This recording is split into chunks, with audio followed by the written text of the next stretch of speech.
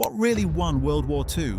6 years, over 70 million dead, entire continents reduced to rubble, cities erased overnight, nations redrawn by treaties signed in bombed-out halls.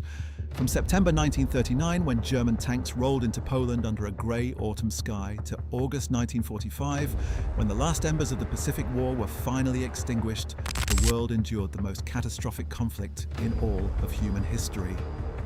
But here is the question that historians, generals, politicians, and ordinary people have been arguing about ever since the guns fell silent. What actually decided it? Was it superior firepower? The staggering output of American factories? The suicidal courage of Soviet soldiers throwing themselves into German machine gun fire in the frozen ruins of Stalingrad?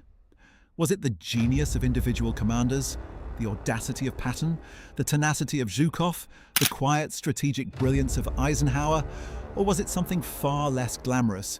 Logistics, intelligence, raw material reserves, and the unglamorous grinding work of keeping millions of men fed, armed and moving forward across thousands of miles of hostile terrain.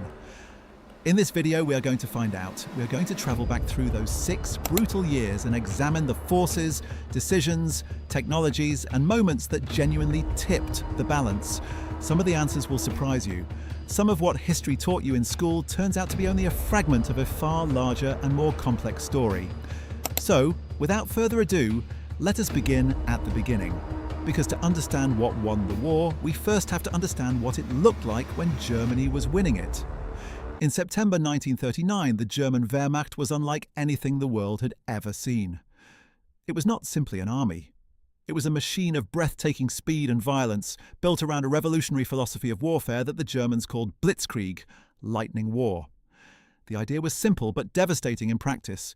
Concentrate armoured forces at the point of least resistance, punch through enemy lines before they could respond, and then drive so deep into the rear that the entire front collapsed from within. Tanks, motorized infantry, artillery, and dive bombers operated in a seamless, coordinated system, each element supporting the others.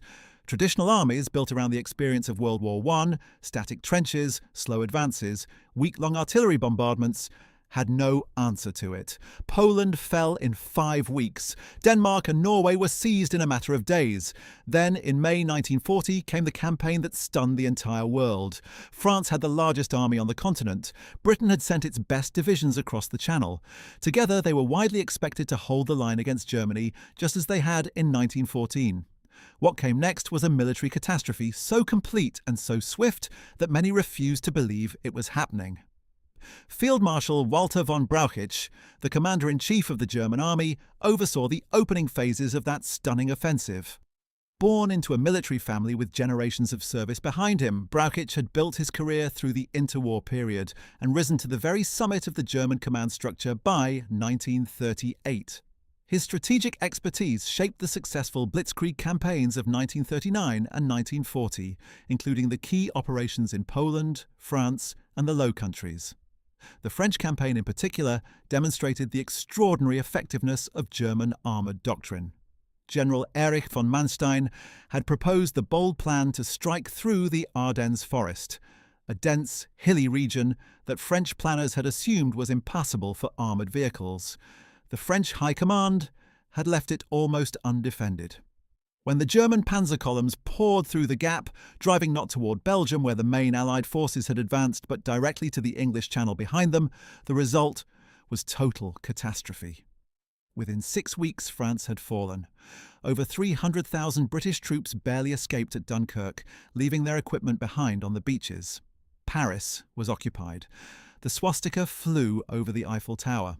For those first 2 years of war, Germany appeared unstoppable.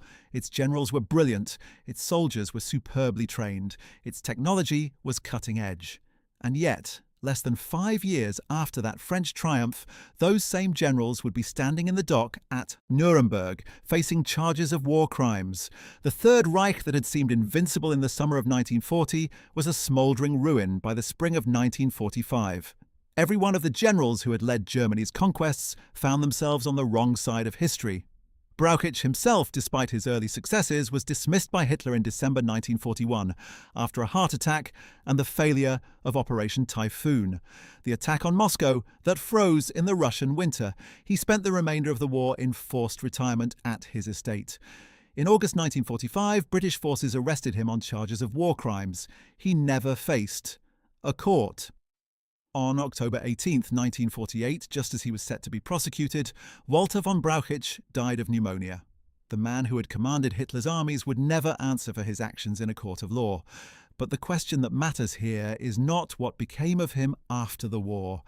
It is what happened to the Wehrmacht he helped build, and why it ultimately failed. And to understand that failure, we have to understand the forces that the Allies brought to bear against it. The first and perhaps most decisive factor in Allied victory was one that is rarely celebrated in dramatic films or romantic histories. It was not a single battle, not a charismatic general, not even a secret weapon. It was production. Raw, industrial, overwhelming production on a scale that the Axis powers could never hope to match. When the United States entered the war after the Japanese attack on Pearl Harbor on December 7, 1941, President Franklin Roosevelt made a decision that would ultimately doom Germany even before the first American soldier set foot in Europe. Roosevelt announced that American industry would be converted to war production on an unprecedented scale. He called it the arsenal of democracy. The numbers that followed were almost incomprehensible. In 1944 alone, American factories produced nearly 96,000 aircraft. Let that sink in for a moment. Nearly 96,000 planes in a single year. Germany produced less than 40,000 for the entire war up to that point. American shipyards launched more tonnage in a single month than the entire pre-war German merchant fleet. American factories churned out tanks, trucks, artillery pieces, rifles, ammunition, uniforms, boots, food, medicine, and fuel in quantities that dwarfed anything the Axis powers could produce. And critically, a large proportion of that production was not kept for American forces alone.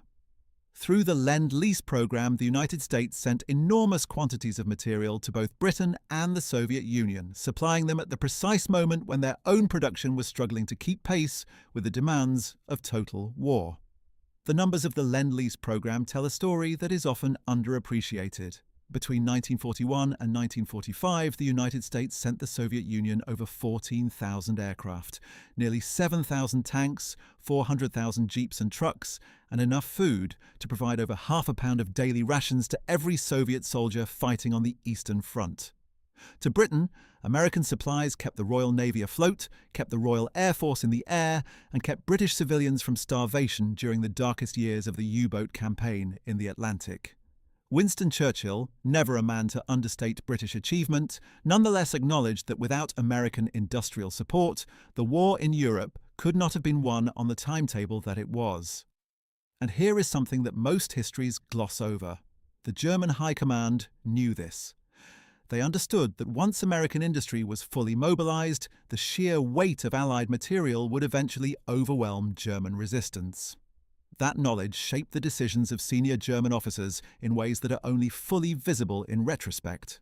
It is why so many of them, in private conversations recorded after the war, pointed not to any single battle, but to the entry of the United States into the conflict as the moment Germany's defeat became inevitable.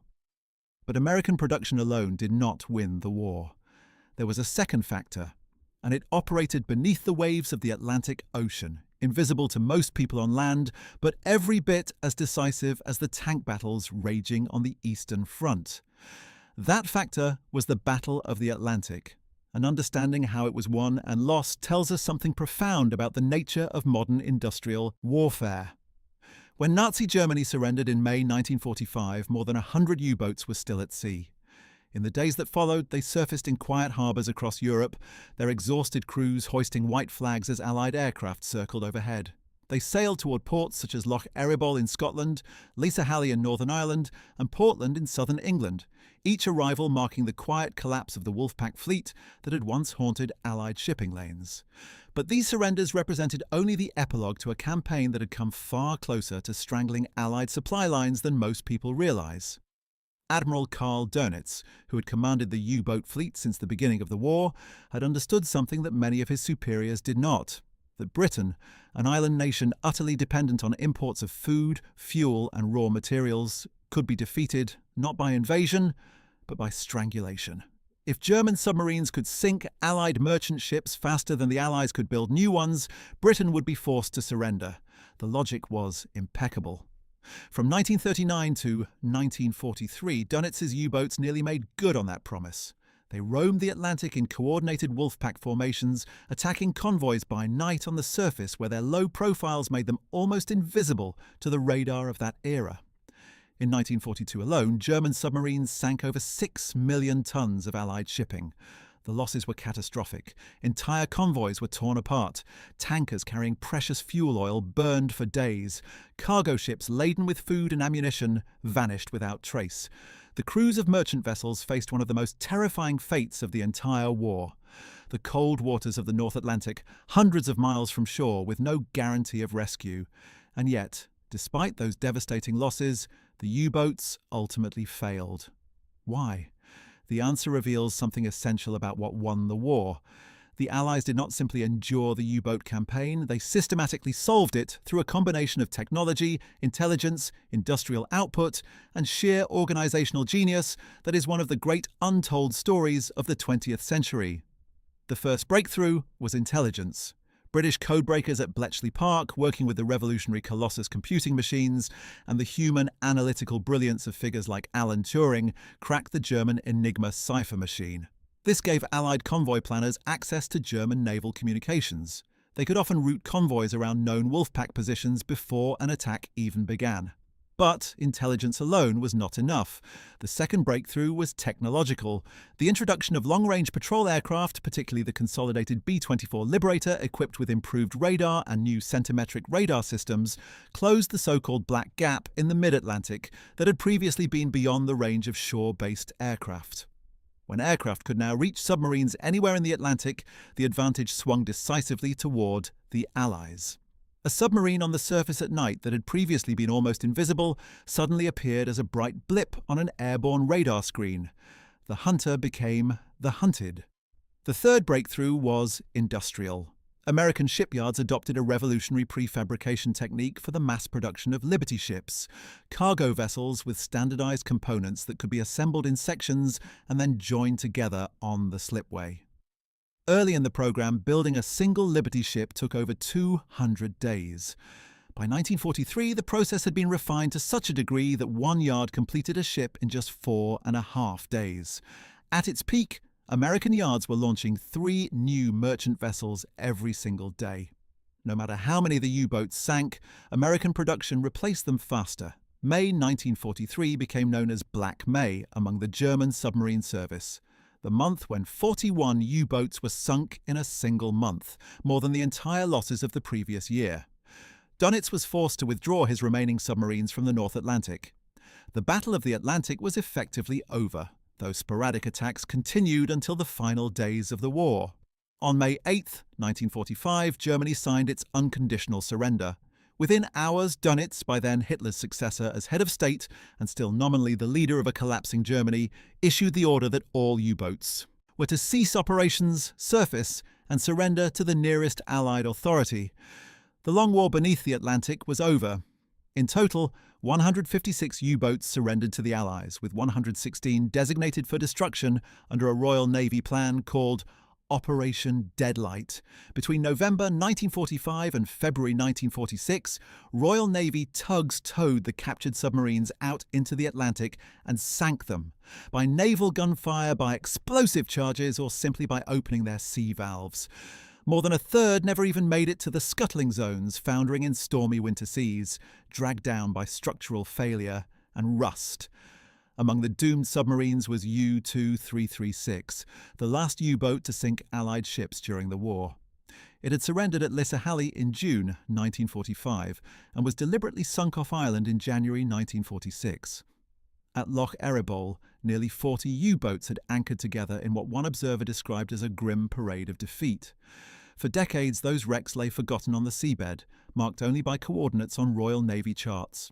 Between 2001 and 2003, maritime archaeologist Innes McCartney led expeditions that rediscovered many of them, identifying at least 14 intact U-boat hulls preserved in the cold Atlantic mud. Many had sunk upright, their decks still armed, their steel now encrusted with coral and history. Silent testimony to the end of Germany's submarine war. Dönitz himself survived. Tried as a primary war criminal at the Nuremberg trials, he faced charges of conspiracy to commit crimes against peace, war crimes, and crimes against humanity. He was acquitted of the last charge but found guilty of the others and served a 10-year sentence in Berlin's Spandau prison. After his release in 1956, he relocated to a small town near Hamburg. In 1958, he published his autobiography, Memoirs, 10 Years and 20 Days, passionately claiming that he had no knowledge of Hitler's crimes. He passed away in 1980 after a prolonged illness.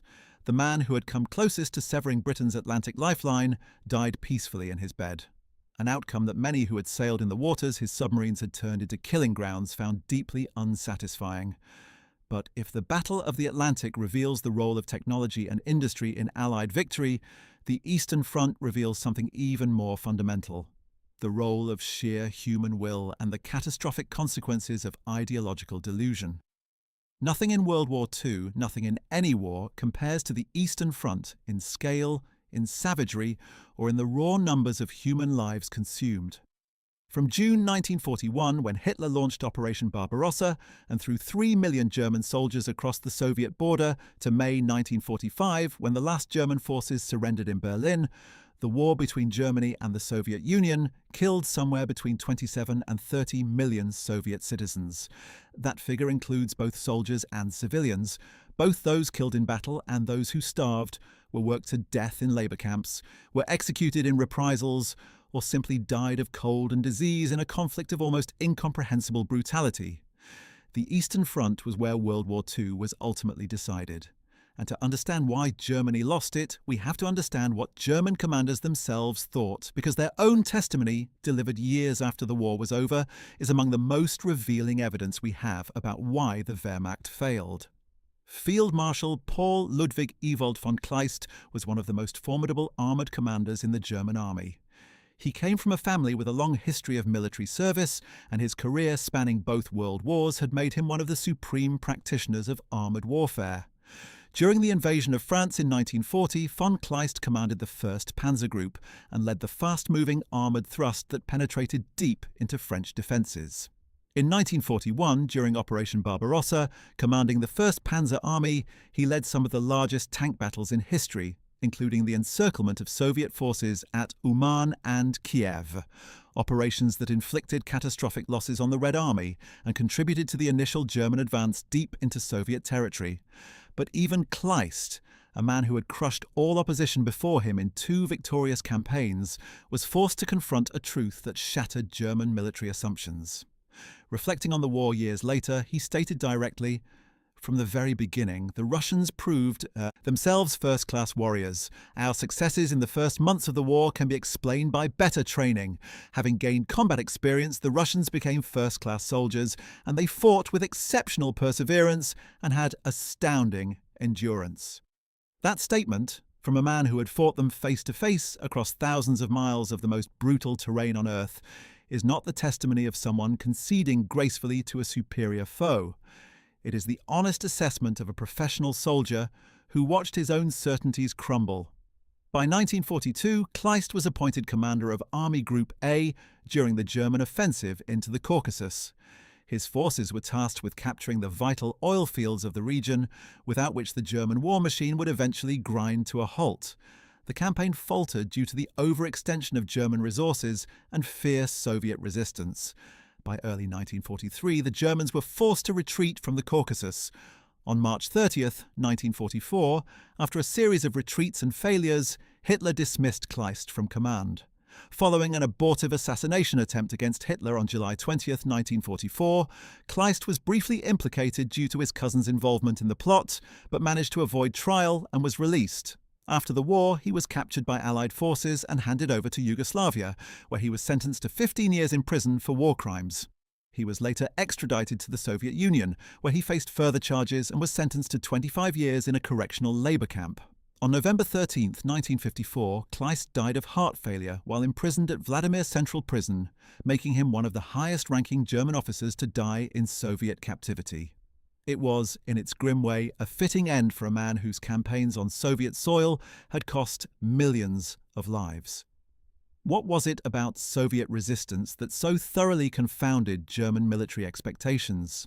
The answer lies in a combination of factors that German planners, blinded by ideological assumptions about Slavic inferiority, had simply never bothered to properly analyze. The first was geography. The Soviet Union was simply enormous. Even after the Wehrmacht had driven hundreds of miles into its territory in the first months of Barbarossa, capturing Kiev, Minsk, and Smolensk, they had barely scratched the surface of Soviet strategic depth. When German forces reached the outskirts of Moscow in December 1941, they were operating thousands of miles from their supply bases, with supply lines stretched to the breaking point across a country that had almost no modern roads, and a railway network that used a different gauge than Germany's. The logistics nightmare this created would have defeated any army in history. Supply trucks broke down on unpaved tracks that turned to bottomless mud in autumn, and became impassable snowfields in winter. Fuel that should have reached panzer units was consumed by the trucks trying to deliver it. Ammunition arrived days late, sometimes not at all. Soldiers designed to fight a fast campaign in summer uniforms found themselves facing -40-degree temperatures without proper winter gear, because the General Staff had planned for a war that would be over before winter. Franz Halder, a German general and the Chief of Staff of the Army High Command during the early years of the Eastern Front campaign, recorded his growing alarm in meticulous diary entries that survived the war. Reflecting on the Soviet capacity to resist, he wrote that, "It seems the enemy, on the initiative of the new command, and also perhaps under the influence of England, makes every effort to hold the front line and not allow us to move further east. Russian troops are fighting, as before, with the greatest tenacity and severity." That phrase, greatest tenacity and severity, speaks to something that German operational planning had not accounted for: the willingness of ordinary Soviet soldiers to absorb losses that would have broken any other army in Europe and keep fighting. The Red Army suffered staggering casualties in the first months of Barbarossa. Entire armies were encircled and destroyed. Over 3 million Soviet soldiers were captured in 1941 alone, most of whom would die in German captivity through deliberate starvation and neglect. And still, the Soviet Union fought on. Stalin did not sue for peace. The Russian people did not rise up against the Soviet regime. The factories kept running. New divisions kept forming. The war kept going. The second factor that the Germans had catastrophically underestimated was Soviet industrial capacity. In the opening months of Barbarossa, German forces captured or destroyed much of the Soviet Union's western industrial base, the factories, mines, and railways concentrated in Ukraine and western Russia that had been the foundation of Soviet economic power. By any rational calculation, this should have crippled Soviet war production. What actually happened instead was one of the most extraordinary feats of industrial organization in all of human history. Beginning in the summer of 1941, Soviet planners relocated entire factories, complete with their machinery, raw materials, workforce, and management, eastward beyond the Ural Mountains, out of reach of German bombers. Over 1,500 major factories and enterprises were dismantled, loaded onto trains, and transported thousands of miles to new sites in Siberia, Kazakhstan, and the Urals. Workers and their families followed the factories east. In some cases, production resumed within weeks of the factory's arrival at its new location, even before the walls of a new building had been completed, with workers assembling tanks and artillery pieces in the open air during a Siberian winter. The numbers produced at these relocated and newly constructed facilities eventually surpassed Germany's own output in critical categories. By 1943, Soviet factories were producing more tanks than Germany. By 1944, they were producing more aircraft. And the quality of Soviet equipment was steadily improving, incorporating lessons learned from bitter combat experience and from the advanced technologies arriving under the Lend-Lease program. Field Marshal Georg von Küchler had a front-row seat to the consequence of these Soviet capabilities. His military career had begun early. He had joined the German army in 1900 and risen steadily through World War I and the interwar years, specializing in artillery. During World War II, he commanded the 18th Army and then Army Group North, tasked with capturing Leningrad, a city that would hold out for 900 days under one of the most brutal siege conditions in history. Küchler was promoted to Field Marshal in 1942, but by early 1944, with the Red Army making significant advances, Hitler relieved him of his command due to his failure to halt Soviet counteroffensives. After the war, he was arrested by the American Army and tried in the High Command trial, where he stood accused of war crimes and crimes against humanity committed in the Soviet Union. The trial revealed his involvement in the atrocities, including the murder of mentally disabled individuals in occupied territories. During proceedings, Küchler attempted to attribute harsh conditions in Soviet POW camps to the winter weather, calling it an act of God. He also claimed the army had exaggerated mortality rates to secure additional supplies. The court found him guilty. He received a 20-year prison sentence, later reduced to 12 years in 1951, and was released in February 1953. He went on to live with his wife in the Garmisch region and passed away in Garmisch-Partenkirchen on May 25, 1968.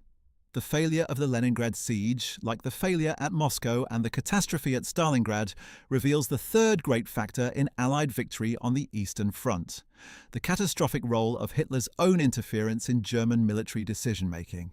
This is a theme that runs through the testimony of virtually every German general who survived the war.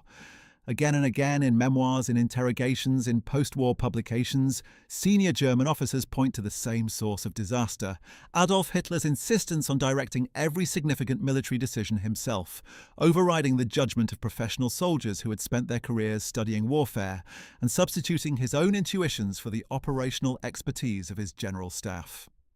Field Marshal Walter von Brauchitsch experienced this firsthand as Commander-in-Chief. Hitler's micromanagement undermined Brauchitsch's authority during critical campaigns, especially the invasion of the Soviet Union in 1941. His health deteriorated under the strain, culminating in a heart attack in November 1941, and Hitler dismissed him from command in December, publicly humiliating him and assuming personal command of the army himself. This decision, made in the crisis of the failed Moscow offensive, had consequences that echoed through every subsequent German campaign. Hitler was now not merely the political leader of Germany and the supreme commander of its armed forces.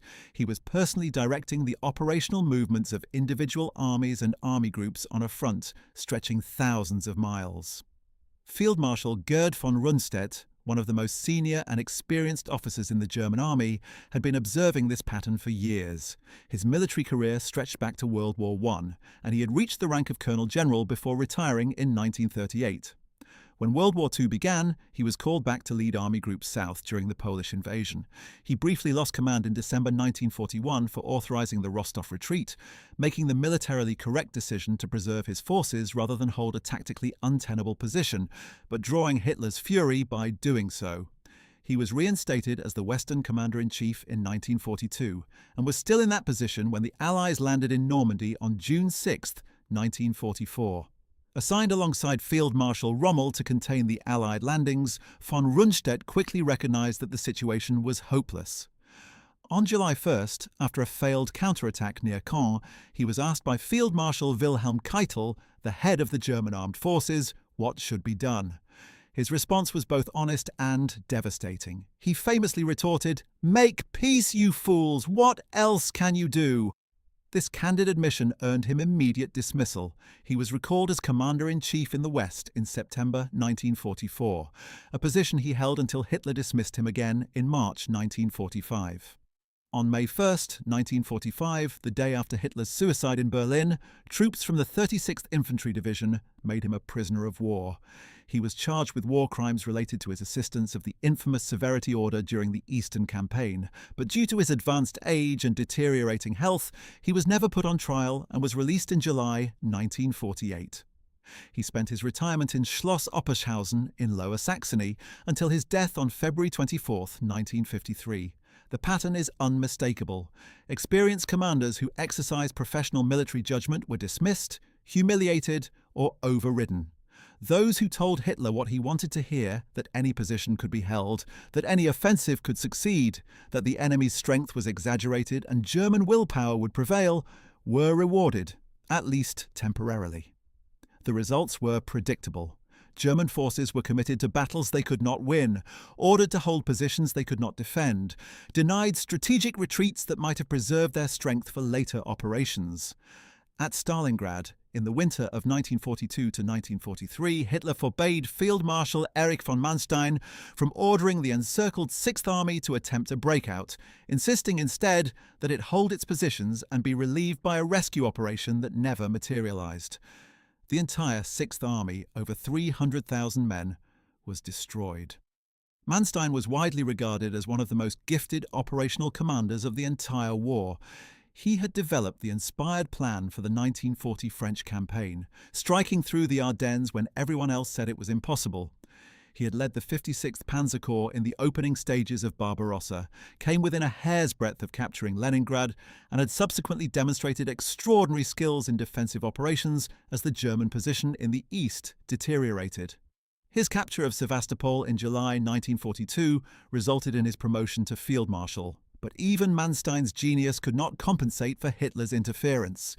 Dismissed in March 1944, he was captured by the British in 1945 and stood trial for war crimes, though he was acquitted of the most serious charges and released in 1953 due to health issues.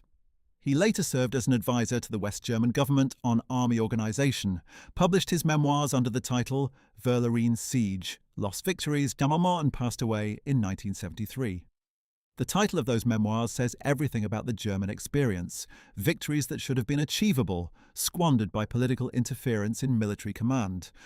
If Hitler's interference in military command represents one crucial element of German defeat, then the quality and character of Allied leadership represents its mirror image. The contrast between how the Allied High Command operated and how the German General Staff functioned under Hitler's shadow is one of the most revealing comparisons in modern military history.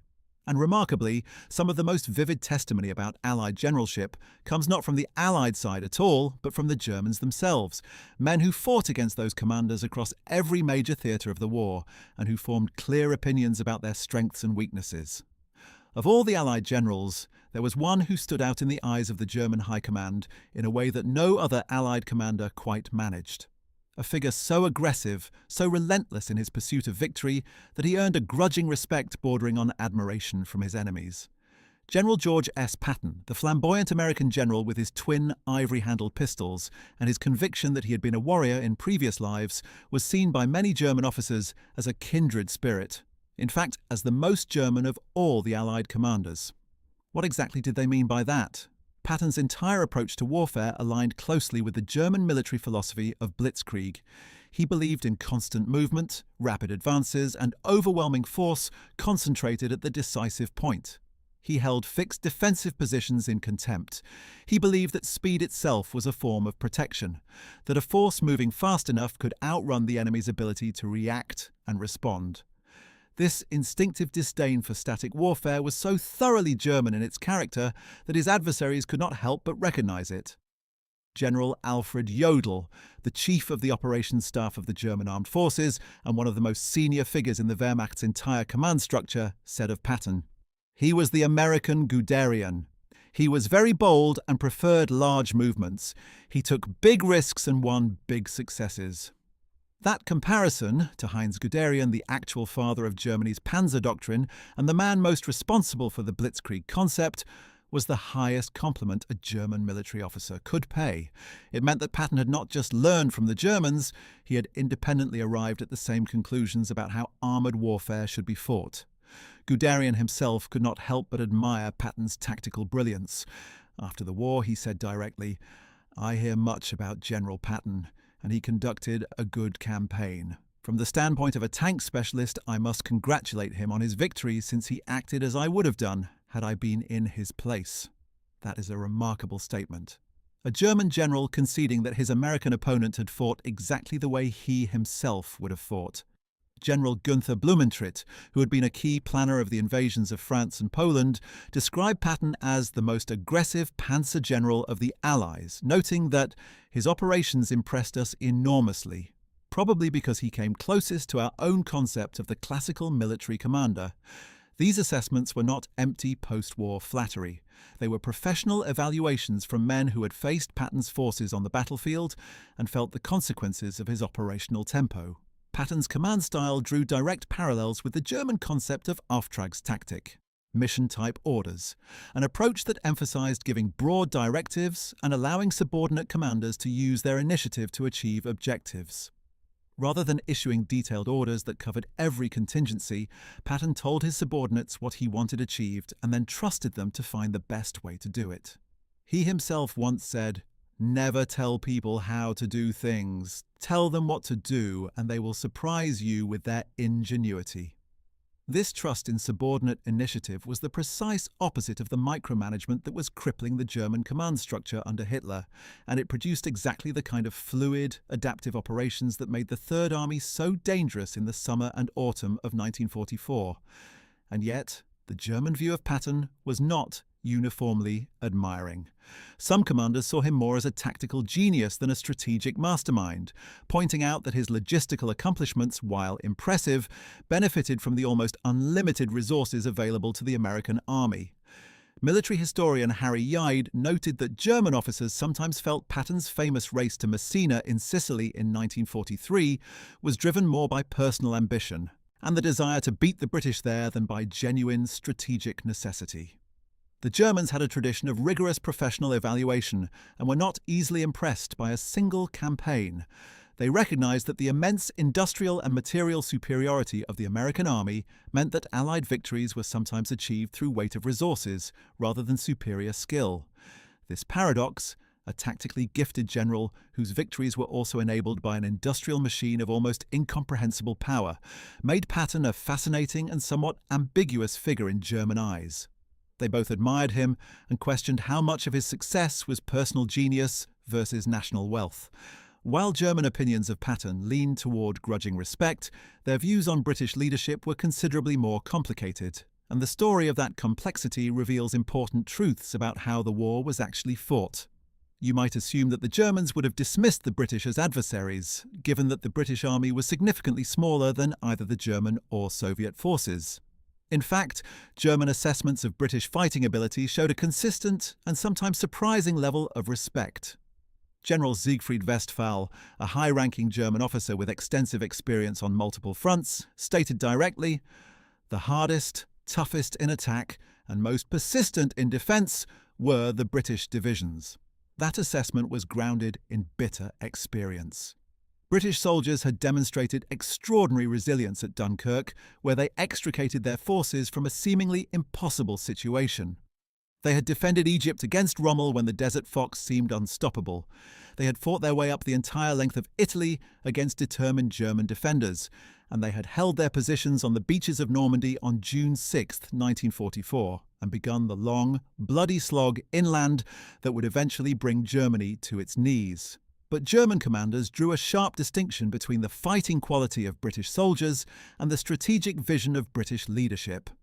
Field Marshal Erwin Rommel, the famous Desert Fox, was both one of Germany's most brilliant commanders and one of its keenest observers of Allied generalship. After the fall of Tobruk, a British garrison that had stubbornly resisted his North African campaign for months before finally surrendering, Rommel addressed the captured British officers with a remark that became famous: "Gentlemen, you have fought like lions and been led by donkeys." The sentiment behind those words, that British soldiers deserved better commanders than they were given, was shared by many German officers who faced them. German commanders observed that British military planning often suffered from excessive caution, a preference for methodical preparation over rapid exploitation, and a reluctance to take the kind of calculated risks that German doctrine encouraged. Montgomery at El Alamein, in late 1942, for example, refused to commit his armoured forces to exploitation until he was certain the German defensive line had been broken, a caution that allowed significant German forces to escape when a more aggressive pursuit might have destroyed them entirely.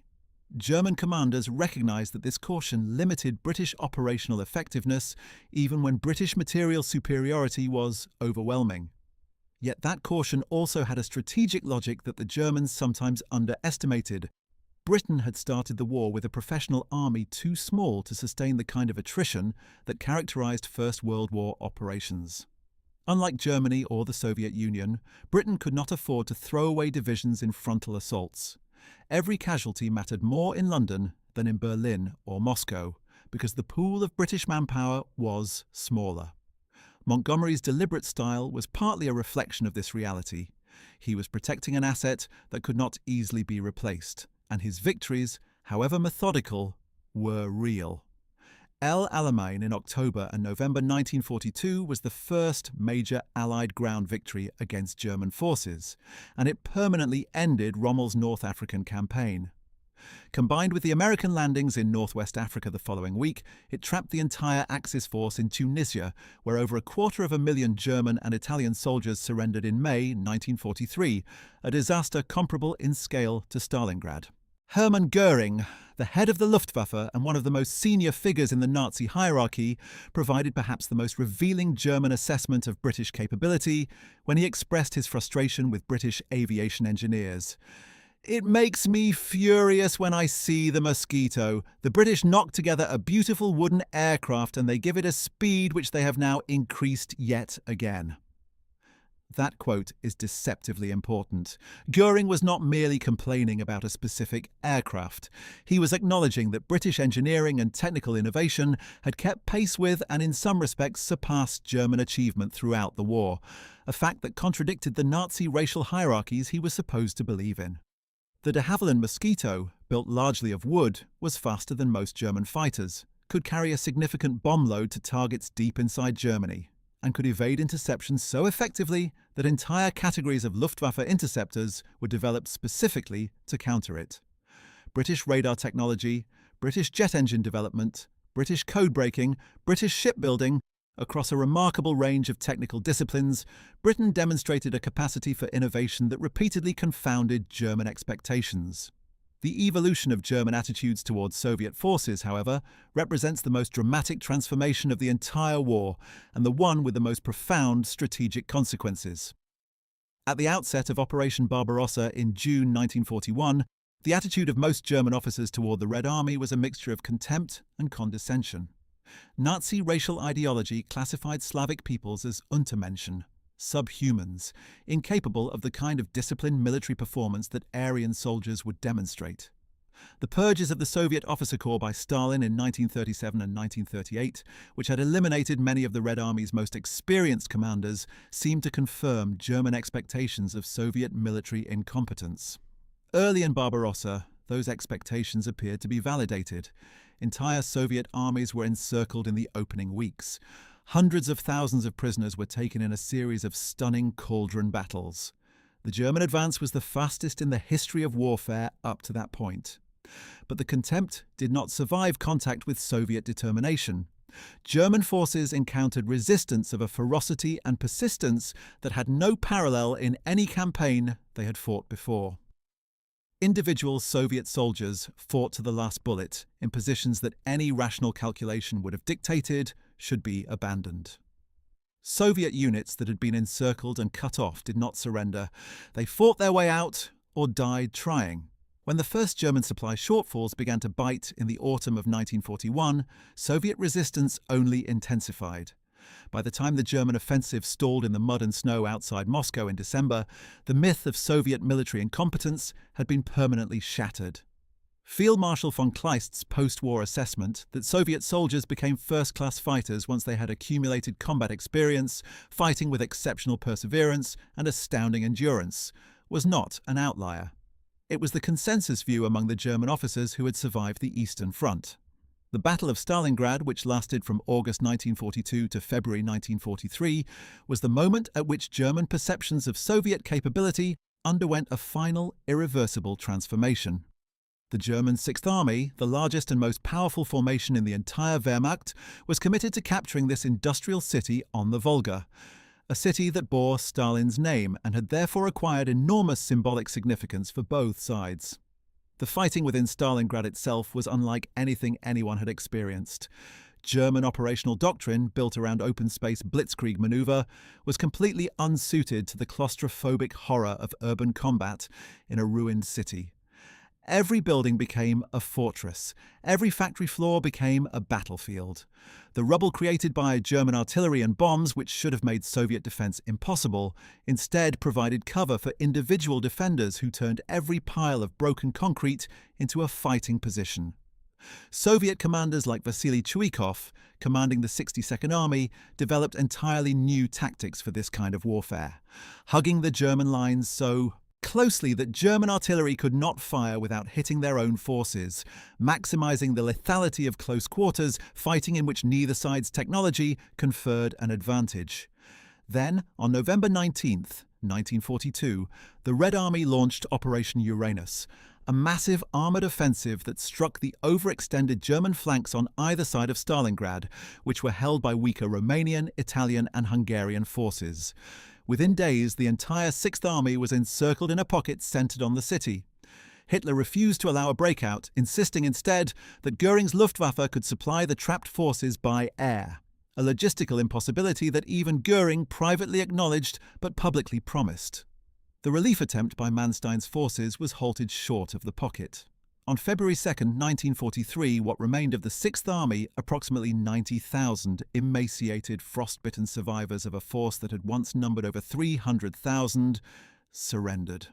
For the German High Command, it was not merely a military defeat, it was a psychological catastrophe that changed everything.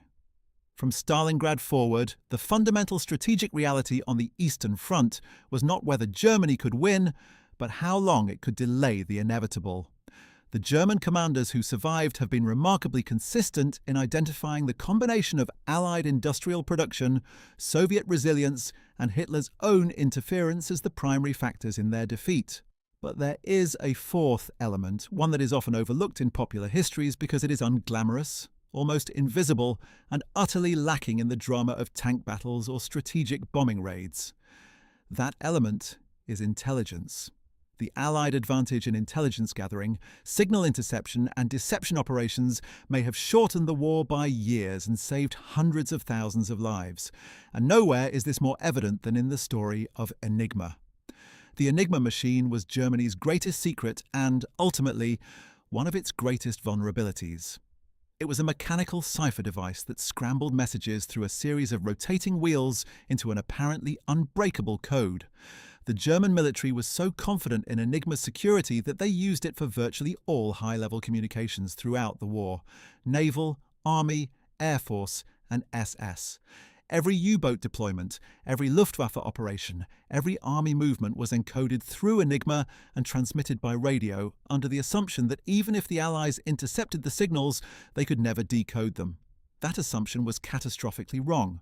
Polish mathematicians had been working on breaking the Enigma cipher since the 1930s, and their initial breakthroughs were handed to British and French intelligence in July 1939, just weeks before the war began.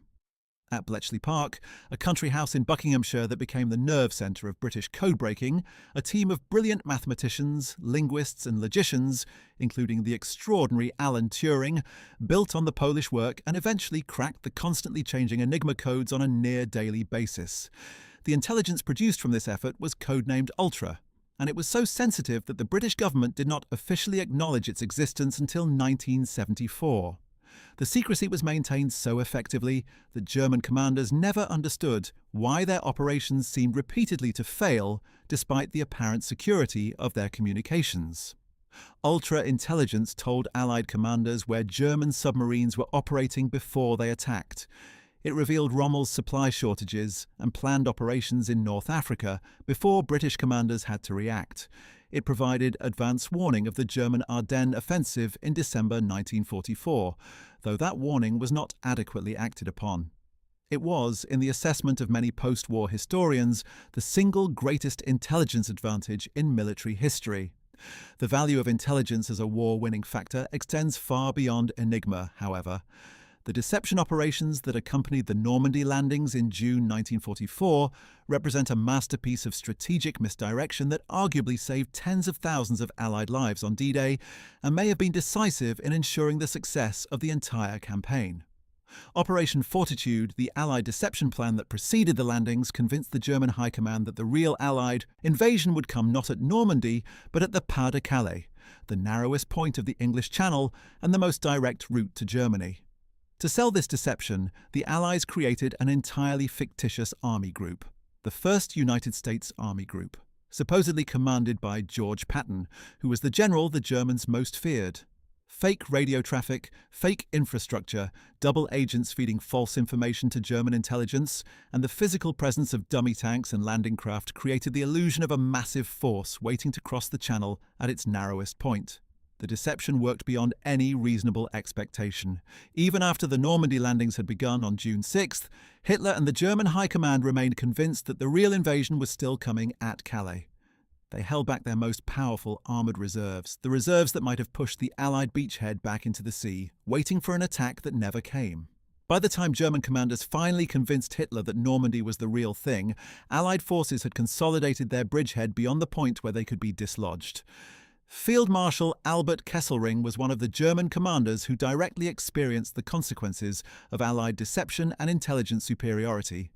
His pleasant demeanour had won him the affectionate nickname Smiling Albert among those who admired him, but his military career was one of the most consequential of any German commander in the entire war. His career path was extraordinary in its diversity. He had served in World War I, transitioned to the Luftwaffe in 1935, commanded air fleets in Poland and France, and played a crucial role in the Battle of Britain. After the Allied invasions of Sicily and Italy in 1943, Kesselring demonstrated remarkable skill in constructing defensive lines across the Italian peninsula that delayed Allied progress for over a year, buying Germany time it desperately needed. Taking over as Commander-in-Chief West in March 1945, he could not stop the Allied push into Germany and ultimately surrendered the southern German forces on May 7, 1945. After the war, a British military court in Venice found him guilty of war crimes in 1947, specifically for ordering the execution of 335 Italian civilian hostages in the Ardeatine Cave massacre in March 1944, in retaliation for an Italian partisan attack on German soldiers. Initially sentenced to death on May 6, 1947, his sentence was later commuted to life imprisonment. He was pardoned and released in 1952 due to declining health, after which he became involved in numerous veterans' associations. He passed away in 1960. The Allied intelligence advantage that confounded Kesselring and every other German commander rested not just on enigma, but on a systematic approach to gathering, analysing, and acting on information that the Germans never matched. The United States and Britain developed remarkable cooperation between their intelligence services, sharing raw intelligence, analysis, and operational conclusions in a way that Allies rarely achieve in wartime. The formation of the Combined Chiefs of Staff, bringing together the senior military leadership of both nations in regular joint meetings, created a unity of strategic purpose that had no equivalent on the German side, where Hitler's personal authority overrode any possibility of genuine collective decision-making. This brings us to another dimension of Allied victory that is often underappreciated: the quality of the alliance itself. The Grand Alliance between the United States, Britain, and the Soviet Union was a deeply improbable partnership. The three powers had profoundly different political systems, different strategic interests, different military cultures, and different visions of what the post-war world should look like. Churchill and Roosevelt did not trust Stalin. Stalin did not trust Churchill and Roosevelt. The Western Allies suspected that the Soviets would make a separate peace with Germany if given the opportunity. The Soviets bitterly resented the Western Allies' failure to open a second front in Western Europe until 1944, believing, with considerable justification, that they were being left to absorb the vast majority of German military power, while the Americans and British fought a secondary campaign in North Africa and Italy. The tensions within the alliance were real and frequently explosive. And yet, despite all of this, the Grand Alliance held. It held because all three powers understood at the deepest level that the alternative, a German victory, was unacceptable. That shared interest in ultimate victory overrode the mutual suspicions and strategic disagreements that might otherwise have broken the alliance apart. The German alliance, by contrast, was a study in dysfunction. Hitler's relationships with his major allies, Mussolini's Italy, Hirohito's Japan, and the various smaller states that aligned themselves with the Axis, were characterized by mistrust, poor coordination, and competing national interests that frequently undermined collective strategy. Italy's entry into the war in June 1940, driven by Mussolini's opportunism in jumping onto what appeared to be a winning side, brought Germany the liability of defending a militarily weak ally across a vast Mediterranean theatre. When Italy capitulated in September 1943, German forces had to occupy the country and take over its defensive responsibilities, diverting resources at precisely the moment when every division was needed on the Eastern Front. Japan's attack on Pearl Harbor in December 1941, while drawing the United States into the Pacific War, did not translate into coordinated Axis strategic action. Japan and Germany fought essentially parallel wars with minimal coordination, never exploiting the potential of a genuinely joint strategy. The Japanese never attacked the Soviet Union from the east, a move that might have catastrophically divided Soviet strategic resources at the crisis moment of Barbarossa. The Germans never shared the submarine technology that might have allowed Japan to interdict American supply lines across the Pacific more effectively.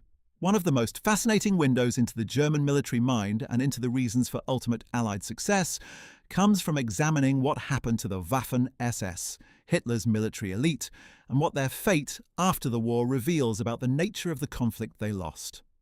By May 1945, the Waffen-SS had grown from a small bodyguard force into a massive military organization with nearly 1 million men under arms, organized into dozens of divisions. These were not ordinary soldiers.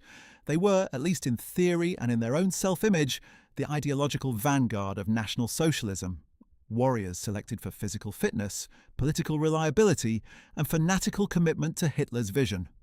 Their frontline divisions, Leibstandarte Adolf Hitler, Das Reich, Totenkopf, Wiking, were lavishly equipped, aggressively led, and fought with a ferocity that their opponents acknowledged even as they condemned it.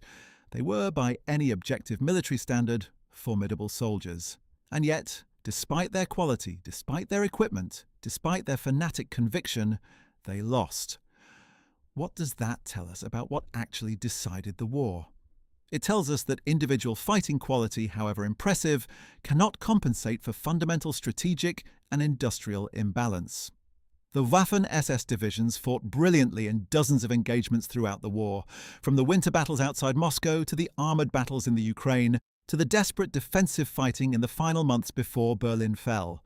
But every SS soldier who demonstrated suicidal bravery in holding a position was holding that position against an enemy who could replace every man he lost and every tank he destroyed, while Germany could not. The mathematics of attrition were inexorable. In a war of industrial resources and strategic depth, courage and tactical skill were necessary, but not sufficient conditions for victory. The legal reckoning for the Waffen-SS came quickly after Germany's surrender. At the Nuremberg trials, held from November 1945 to October 1946, prosecutors argued that the entire SS, including the Waffen-SS, had been a key instrument of Nazi crimes. On September 30th, 1946, the International Military Tribunal formally declared the SS a criminal organization, a judgment that meant simply belonging to the Waffen-SS could constitute a crime. Denazification courts sprang up across occupied Germany, sorting millions of former Nazis into categories from major offenders to followers. For Waffen-SS members, verdicts depended heavily on rank, theatre of service, and local politics. Figures such as SS Brigadeführer Kurt Meyer of the 12th SS Panzer Division were tried and imprisoned for atrocities in France and Belgium, but the vast majority of lower-ranking men were released within months, their records marked but their lives largely intact. A minority chose flight. Karl Nicolucci Lech, a former panzer commander, reached Argentina in 1948, where he built a quiet life under Juan Perón's regime. Similar routes took other fugitives to Spain, Syria, and Egypt, the so-called Nazi rat lines that have been the subject of historical investigation ever since. For those former Waffen-SS men who remained in Germany, the early post-war years brought disillusionment and exclusion. The creation of the Federal Republic of Germany in May 1949 began a long and painful process of reintegration that illuminates the political complexities of German society in the post-war era. The introduction of the Bundesversorgungsgesetz, the Federal War Victims Relief Act of 1950, ignited fierce controversy about whether former Waffen-SS members should receive veterans' pensions alongside regular Wehrmacht soldiers. In 1953, Chancellor Konrad Adenauer publicly declared that the men of the Waffen-SS had fought as soldiers, just like others. That statement, whatever its moral ambiguity, reflected the political reality that reintegrating hundreds of thousands of former soldiers into civilian life required a degree of compromise.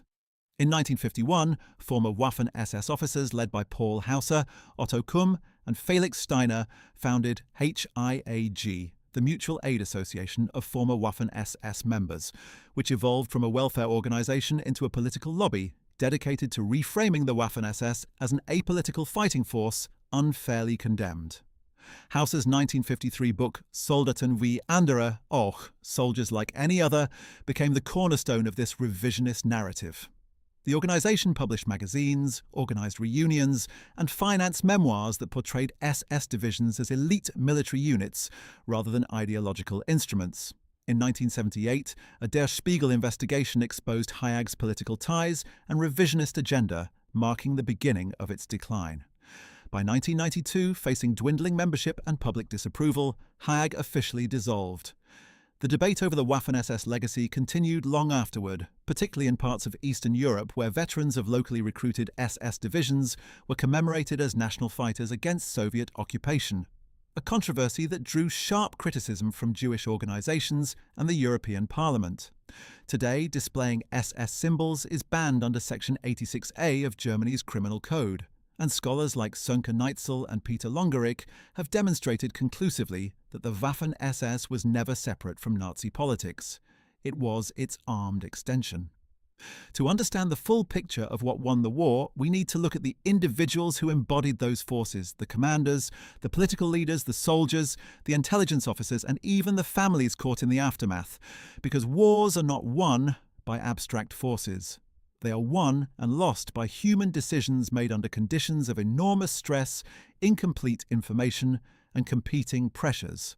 And the human stories of the men and women who lived through the collapse of the Third Reich reveal something profound about the nature of the conflict and its outcome. Wilhelm Keitel was, by almost universal assessment, not a brilliant general. He was not an innovative thinker or a bold strategist. What he was, superbly, fatally, was loyal. Adolf Hitler's closest and most compliant military associate, Keitel served as the head of Hitler's personal military staff from 1938 until the very end of the war. His military career during World War I had involved mainly staff and administrative roles, and he had risen steadily during the interwar period through organizational ability rather than combat distinction. His promotion to Major General in 1933 was followed by his appointment as the leader of the reorganized German High Command in 1938.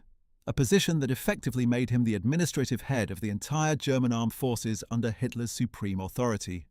His colleagues privately called him Lacaitel, a pun on the German word for lackey, because of his servile deference to Hitler. His willingness to sign any order Hitler put before him, regardless of its legality or military wisdom, made him one of the most consequential enablers of Nazi criminality at the highest level. Keitel's specific role in the transmission and implementation of criminal orders during the war was extensive. He signed the Commissar Order, directing the summary execution of captured Soviet political officers. He endorsed the Nacht und Nebel, Night and Fog decree, under which civilians in occupied Western Europe could be secretly arrested and transferred to Germany for imprisonment or execution without any notification to their families. He signed orders authorizing harsh reprisals against partisan activity in occupied territories. When the Allied landings at Normandy began to go badly, it was Keitel who famously asked von Rundstedt what should be done, prompting that general's blunt advice to make peace. Unlike most of his colleagues, Keitel accepted personal responsibility for his actions at trial, acknowledging that he bore responsibility for all outcomes resulting from his signed orders. It was an admission of guilt remarkable for its directness among men who generally sought to minimize, deflect, or deny their culpability. In October 1946, he was found guilty on all charges and sentenced to death. His request for execution by firing squad, a soldier's death, was denied. He was hanged on October 16, 1946, in Nuremberg prison. His final words were a dedication to Germany that had led him to commit crimes he would not live to fully account for. Alfred Jodl, who held the rank of General Oberst and served as the chief of the operations staff of the German High Command throughout the war, was a more complicated figure.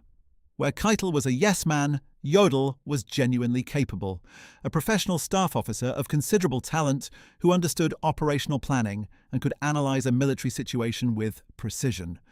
He also supported and implemented criminal orders, endorsing the Commissar Order and the Commando Order, which mandated the immediate execution of Allied Special Forces soldiers captured behind enemy lines.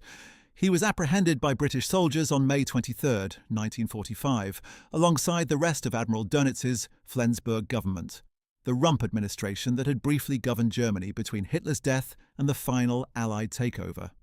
At Nuremberg, he was initially confined in Camp Ashcan before being presented to the International Military Tribunal. His defense argued that he had been a military officer following orders in a chain of command that he had no power to override. The superior orders defense that the tribunal rejected on the grounds that international law recognized no such justification for crimes against humanity. Jodl was found guilty on all 4 counts against him and hanged on October 16, 1946. His final utterance was, "Ich grüße dich, mein ewiges Deutschland."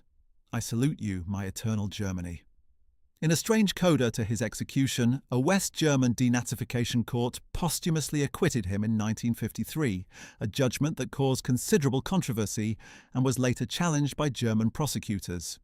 The story of what happened to the men who commanded Germany's war illuminates the nature of the system they served. The Nuremberg trials established the principle, revolutionary in international law, that political leaders and military commanders could be held individually accountable for crimes committed in the name of their states. This principle, that following orders was not an adequate defense against crimes against humanity, has shaped international humanitarian law ever since. But the trials also revealed the extraordinary lengths to which individual defendants went to minimize their responsibility, to separate themselves from decisions they had participated in making, and to argue that they had been mere functionaries in a system that gave them no real choice. The success of these defenses varied enormously, depending on the specific charges, the quality of the evidence, and the composition of the courts. A variation that left many observers feeling that justice had been only partially served. Field Marshal Maximilian von Weichs was one of those who escaped justice almost entirely, though not because of any vigorous legal defense. His military career had been characterized by notable achievements alongside actions that sparked serious controversy.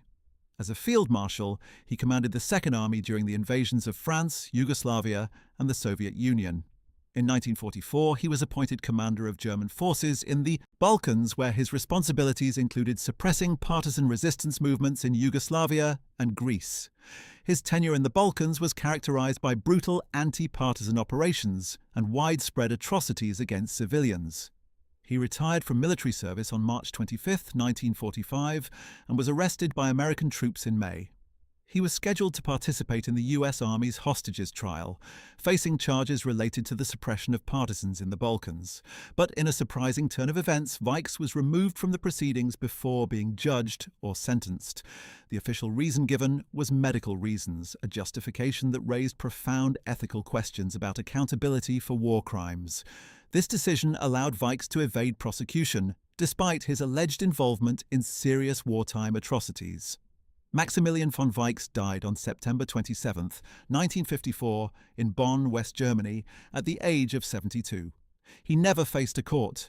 He never answered for the civilians who died under his command. Wilhelm Ritter von Lieb's case was almost equally troubling to those who hoped the Nuremberg process would deliver comprehensive justice.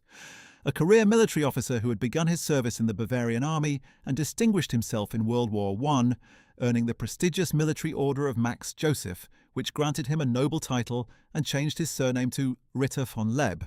Lieb commanded Army Group C during the invasion of France in 1940, playing a key role in the rapid defeat of French forces. On March 30, 1941, Lieb was among over 200 senior military officers who attended a speech delivered by Adolf Hitler, in which Hitler detailed his vision for an ideological war of annihilation against the Soviet Union. During Operation Barbarossa, Lieb was assigned to lead Army Group North, tasked with advancing through the Baltic states and capturing Leningrad. His forces cooperated closely with SS Einsatzgruppen, responsible for mass executions, particularly targeting the Jewish population. Lieb was also involved in transmitting the Barbarossa Decree, which authorized the killing of Soviet political commissars and sanctioned harsh treatment of Soviet prisoners of war. On January 15, 1942, having concluded that the situation was unwinnable, Lieb requested that Hitler either grant him operational autonomy or relieve him of his duties. Hitler chose to relieve him, and Lieb was never given another command. At the High Command trial, Lieb's defense attorney portrayed him as a humane soldier who had neither ordered nor approved criminal conduct, arguing that the actions of his troops resulted from battle conditions and military necessity. The court convicted him of transmitting the Barbarossa Decree and its criminal application by subordinate units, but sentenced him to only 3 years imprisonment, effectively time already served. The court stated in its judgment that no criminal order has been introduced into evidence that bears his signature or stamp of his approval. Lieb's case exemplifies the complexities of post-war trials, where some high-ranking officers received minimal punishment for actions that, in a different judicial environment, might have warranted far harsher sentences. What makes his light sentence particularly striking is that despite his claims to have been a restrained professional soldier, Lieb had received substantial financial benefits from the Nazi regime, including secret gifts of 250,000 Reichsmarks and an estate valued at 660,000 Reichsmarks. These payments indicated a level of complicity and reward for loyalty that undermined his public image as a reluctant bystander to Nazi criminality. After his release, Lieb returned to his estate in Hohenschwangau, Bavaria, and passed away following a heart attack in 1956. What does the varied justice served to these men tell us about what won the war? It tells us that the Allied victory was not merely a military triumph, but an assertion of a new international order, one in which sovereign states could not simply commit whatever atrocities they chose and shield themselves behind claims of national sovereignty. The Nuremberg trials were imperfect. Inevitably so. They were conducted by victors judging the vanquished, and the standards of evidence, procedure, and legal principle that governed them were sometimes inconsistently applied, but they established precedents that have shaped international law ever since. The concept of crimes against humanity, the principle of individual criminal responsibility for state-sponsored atrocities, the rejection of superior orders as a defense. These are not triumphs of military strategy or industrial production. They are achievements of moral and legal reasoning that represent, in their own way, a form of victory every bit as significant as the battles fought on the Eastern Front or in the Atlantic. Let us turn now to the Pacific Theatre and what it reveals about the question of what really won the war, because the story of Allied victory over Japan is, in some respects, even more illuminating than the European story, and the two campaigns were deeply interconnected.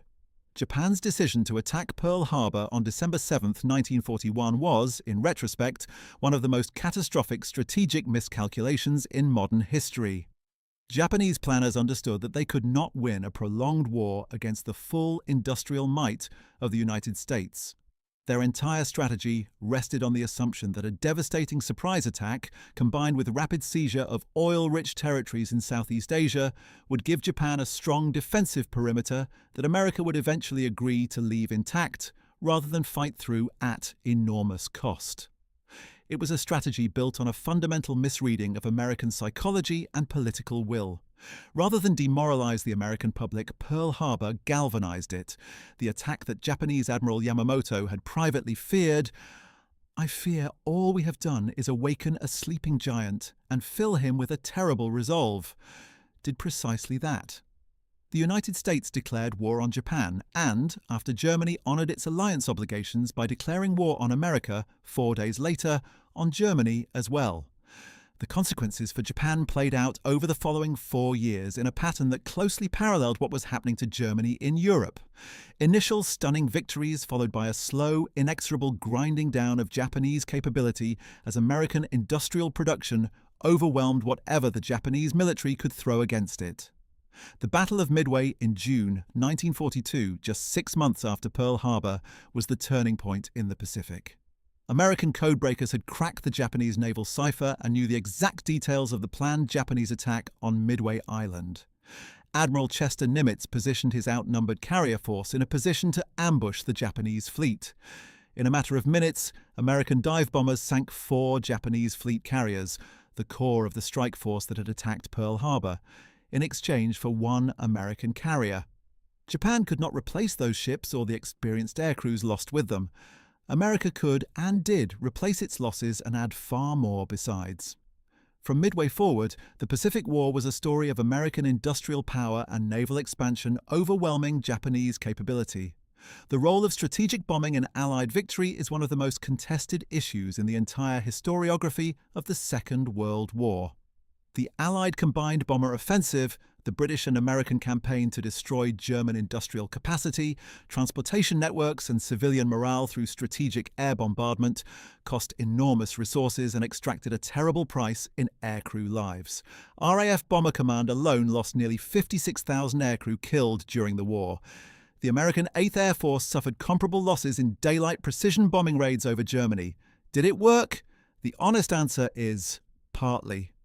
The bombing campaign did succeed in forcing Germany to divert enormous resources to air defense, anti-aircraft guns, fighter aircraft, early warning systems, and the manpower to operate all of these, resources that were desperately needed on the ground fronts. It destroyed many important production facilities and forced German industry to disperse and adapt in ways that consumed time and administrative energy. The attacks on German oil production in 1944, targeting synthetic fuel plants and refineries, were particularly effective. By the final months of the war, the Luftwaffe could barely fly, and German armoured forces were immobilized by fuel shortages.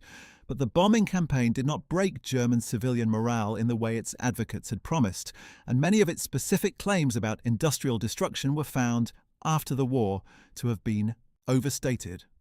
The story of how Allied air power developed from the inadequate forces of 1939 to the overwhelming armadas of 1944 is itself a study in the advantages that Allied industrial and organisational superiority conferred. In September 1939, the Royal Air Force had fewer than 2,000 operational aircraft, many of them obsolete.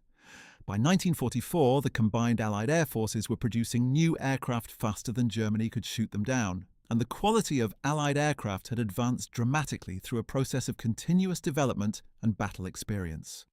The Hawker Hurricane and Supermarine Spitfire that had won the Battle of Britain in 1940 were formidable fighters, but by 1944 they had been joined by the North American P-51 Mustang, arguably the finest fighter aircraft of the entire war. Fast, manoeuvrable, and with a range that allowed it to escort heavy bombers all the way to Berlin and back. The P-51, equipped with a British Rolls-Royce Merlin engine in an American airframe, was itself a symbol of the Allied industrial and engineering partnership that proved so decisive. The Battle of Britain, fought in the skies over southern England in the summer of 1940, deserves particular attention because it represents one of the most significant moments in the entire war. The moment when the seemingly unstoppable German advance finally found something it couldn't overcome. In June 1940, with France fallen and most of the European continent under German control, Britain stood alone. Hitler expected the British government to seek a negotiated peace. When Churchill refused, Hitler ordered the Luftwaffe to establish air superiority over the English Channel and southern England in preparation for Operation Sea Lion, the planned invasion of Britain. What followed was 10 weeks of aerial combat over the English countryside from July to September 1940 that would determine whether Nazi Germany could complete its conquest of Western Europe or whether Britain would survive as a base for eventual Allied counterattack. The Luftwaffe, by most measures, was formidable. It had tested and refined its tactics in Spain and in the campaigns of 1939 and 1940. Its pilots were experienced, its aircraft were capable, and it outnumbered the RAF in both fighters and bombers. But the RAF had advantages that the German planners had not fully appreciated. The most important was radar.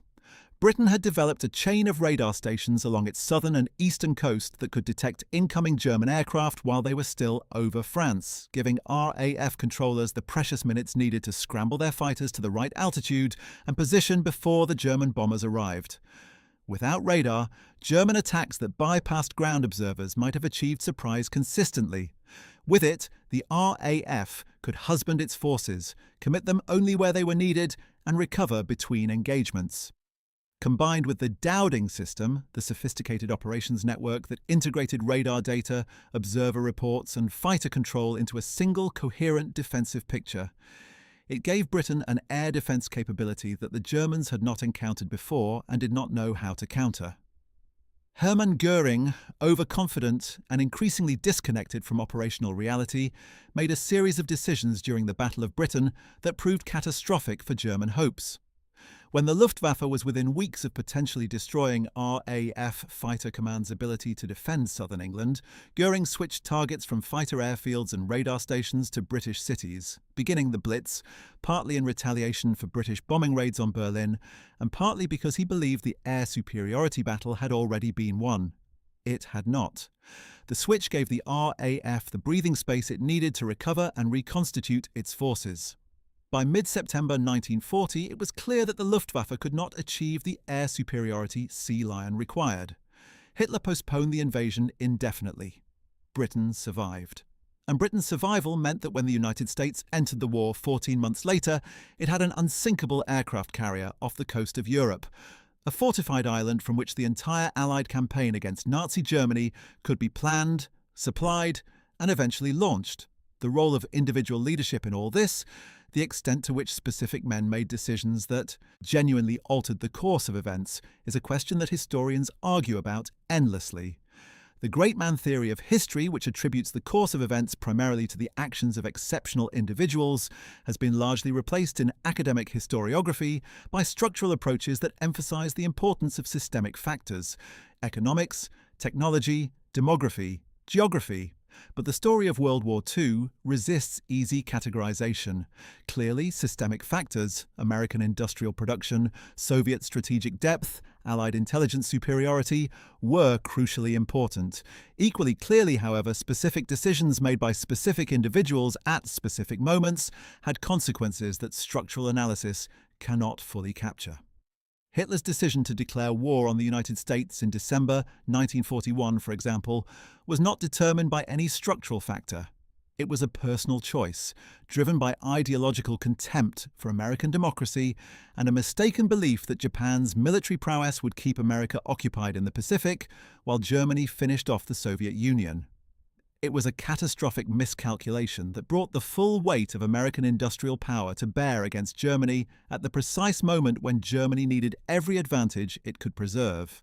Churchill's decision to fight on in June 1940, when a negotiated peace might have preserved Britain from further damage but would have left Hitler dominant in Europe, was equally consequential. It kept the flickering flame of Allied resistance alive until the circumstances that would eventually bring America and the Soviet Union into the war could materialize.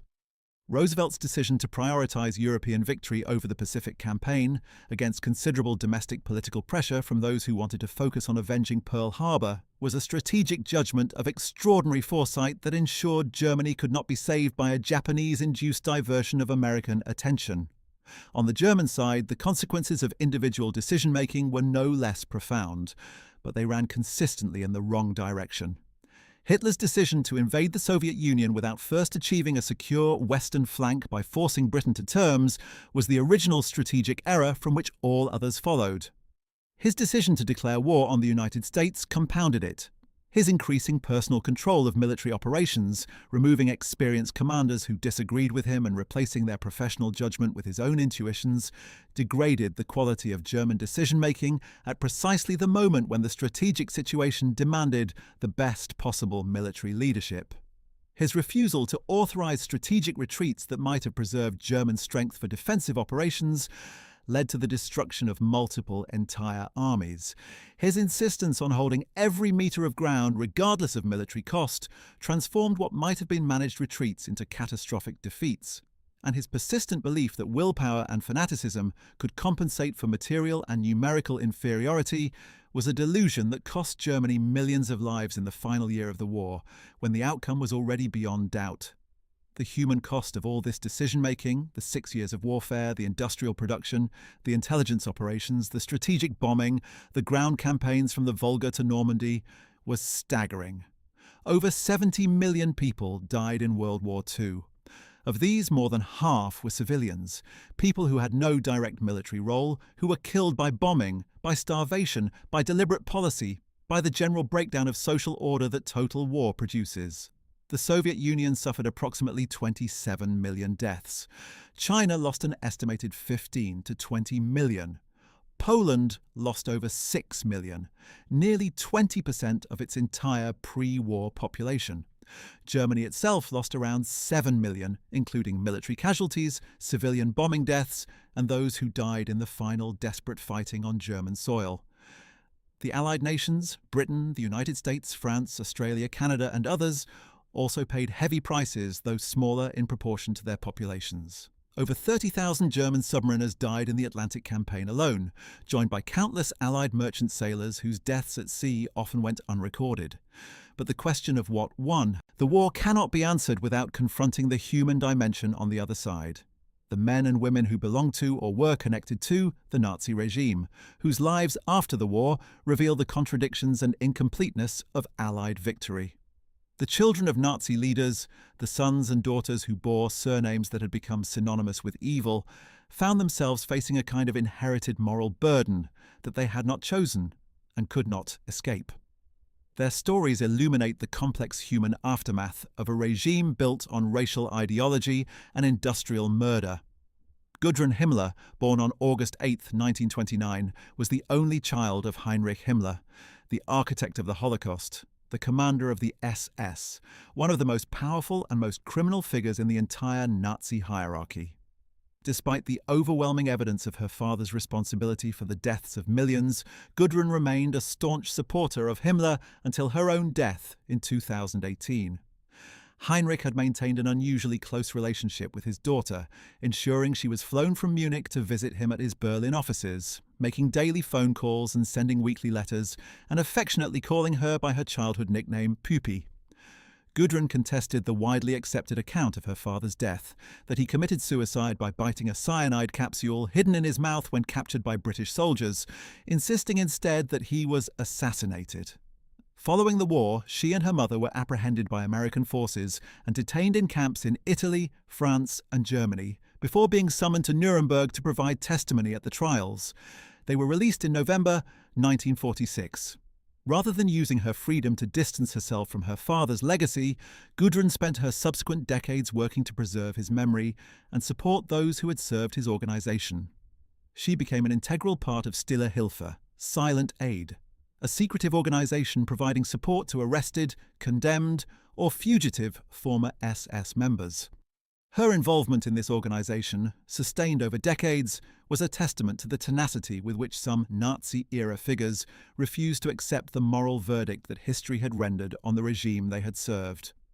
Martin Bormann Jr., the eldest son of Nazi Party official Martin Bormann, Hitler's personal secretary and the man who controlled access to the Führer in the final years of the war, took a very different path.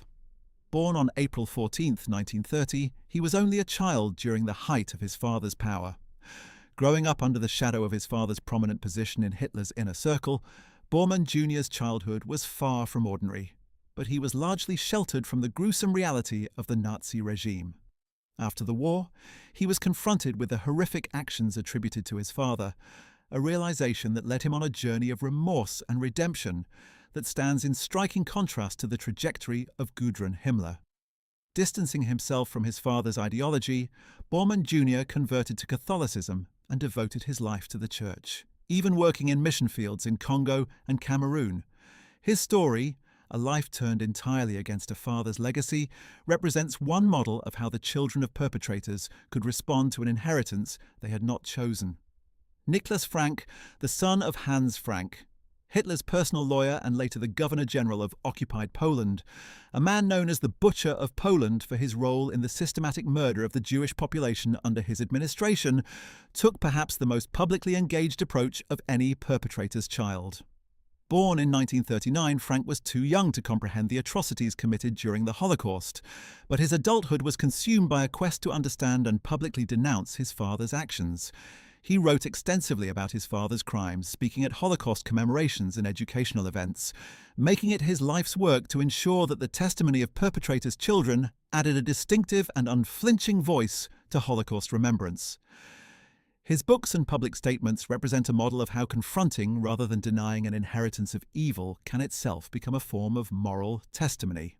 Edda Goering, the only child of Hermann Goering, Hitler's chosen successor, founder of the Gestapo, commander of the Luftwaffe, and one of the primary architects of Nazi Germany's criminal enterprise, chose yet another path: withdrawal.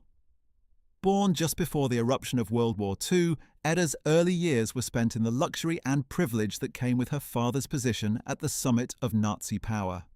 She received numerous historic art pieces as gifts during her childhood, including a Lucas Cranach The Elder Madonna and child painting that later became embroiled in lengthy legal disputes, most of which she lost in 1968.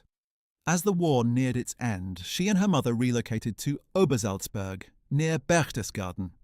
Hermann Goering was sentenced to death at the Nuremberg trials for war crimes, and though he escaped the gallows by committing suicide the night before his scheduled execution, his actions left Edda with a tainted legacy she spent the rest of her life trying to reconcile. She largely stayed out of public view, rarely speaking about her father publicly, though she maintained in private conversations that he was a good man.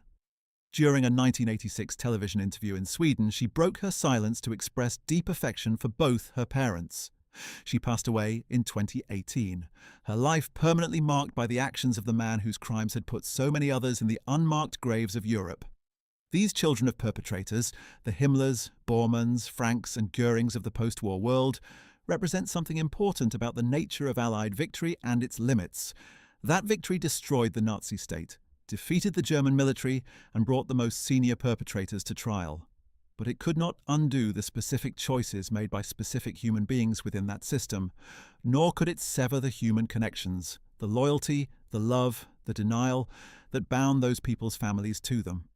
The wars of ideology, unlike the battles of terrain and logistics, do not end with a surrender document. They persist in memory, in culture, in the arguments people have about what happened and why for generations afterward. That persistence is itself a kind of testimony to the depth of what was at stake in 1939 to 1945. To fully understand what won World War II, we need to examine one final dimension that has received far less attention than the great battles and the industrial statistics: the role of the women who were married to the men who built and ran the Nazi state. The wives of Nazi leaders lived in extraordinary privilege, wielded significant social power within the regime, and made choices of their own that complicate any simple narrative of innocent bystanders caught in circumstances beyond their control. Their post-war fates reveal as much about the limits of Allied justice as the stories of the generals themselves. Ilse Hess was in many respects the archetypal Nazi wife, devoted, politically engaged, and utterly unrepentant. She had met Rudolf Hess, Adolf Hitler's deputy Führer, in the early 1920s as the Nazi movement was forming, and had joined the party herself in 1921, rejoining in 1925 after it had briefly been banned. She had played a role in introducing Hess to Hitler, and their marriage on December 20th, 1927 in Munich had Hitler's full blessing. He would later stand as godfather to their only child, Wolf, born in 1937. When Hess embarked on his extraordinary solo flight to Scotland in May 1941, attempting to negotiate peace terms with the British government, Ilse defended his intentions publicly and continued to support the Nazi regime throughout the remaining years of the war. After Germany's defeat, she was arrested and sent to an internment camp in Augsburg. When released, she moved to Allgäu and opened a boarding house by 1955. She remained a steadfast believer in National Socialism until her death, providing support to Stille Hilfe and corresponding with known admirers of Hitler. Her 1952 book, England, Nürnberg, Spandau, Ein Schicksal in Briefen, attracted attention for the unrepentant ideological position it expressed. Her later years were spent campaigning for her husband's release from Spandau prison, where he remained until his death by suicide in 1987 at the age of 93. Ilse Hess passed away on September 7, 1995, leaving behind a legacy that illuminates how deeply Nazi ideology had penetrated the personal lives of those at the summit of the regime. Margaret Himmler presents a more ambiguous case.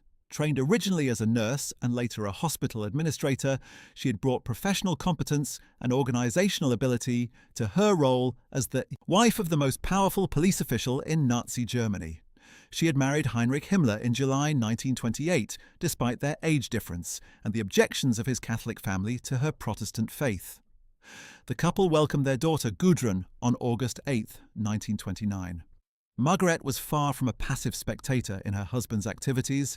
She became a member of the Nazi Party in 1928 and organized gatherings for the spouses of high-ranking SS leaders, eventually achieving the rank of colonel within the German Red Cross through her wartime hospital work. Her wartime diary contains entries that reveal both her presence in occupied territories and the callousness of her perceptions of the people living there. A noted trip to Poland in March 1940 produced a diary entry in which she described the Jewish population and Polish civilians in terms that showed she had fully absorbed the dehumanizing racial ideology of the regime her husband ran. By April 1945, however, her marriage had effectively been over for years. She had discovered in 1941 that Heinrich was secretly in a relationship with his secretary, with whom he had 2 children. When the war ended, Margaret faced investigations into her knowledge of her husband's crimes. She denied awareness of the Holocaust's full extent, pleaded for denazification, and after prolonged deliberation, was in 1953 deemed a profiteer of the Nazi regime and sentenced to 30 days of penal labor, stripped of her voting rights and pension eligibility. After her release, she lived under the pseudonym Margaret Boden until her death in 1967. A woman who had stood at the center of the most criminal organization in modern history and managed to leave it having served 30 days. Lena Heydrich's story adds yet another dimension to this picture. Her path into the Nazi inner circle had begun at a rowing club ball in Kiel, where the 19-year-old Lena met Naval Lieutenant Reinhard Heydrich, a tall, fair-haired officer who would go on to become the head of the SD, the security service of the SS, and one of the primary architects of the Holocaust. Their engagement was announced on December 18, 1930, but was followed by controversy when Heydrich was charged with conduct unbecoming to an officer for having made a promise of marriage to another woman. He was dismissed from the Navy in April 1931, leaving him without a career. It was Lena who suggested the SS as a potential alternative, and it was Heydrich's proposal for a SS intelligence service that convinced Heinrich Himmler to appoint him as the head of the newly formed SD. From that moment, Lena Heydrich's fate was bound to one of the most dangerous men in Europe. At Heydrich's estate in occupied Bohemia, a gift from Hitler in acknowledgement of her husband's dedication to the Nazi cause, Lena kept prisoners for forced labor and was alleged to have physically abused them. After Heydrich was assassinated by Czech resistance fighters in Prague in May 1942, Lena was acquitted in the denazification proceedings. Through court battles against the West German government in 1956 and 1959, she successfully secured a pension, a contentious decision given her husband's central role in planning the Holocaust. Despite being sentenced to life imprisonment in absentia by Czechoslovakia, she avoided serving that sentence. In 1976, she wrote a memoir titled Life with a War Criminal. She tirelessly defended her first husband's reputation until her death on August 14, 1985, at the age of 74. The woman whose suggestion had helped launch Reinhard Heydrich's SS career died without facing any meaningful legal accountability for her role in supporting and enabling it. Emmy Goering's trajectory traced perhaps the most theatrical arc of any Nazi wife.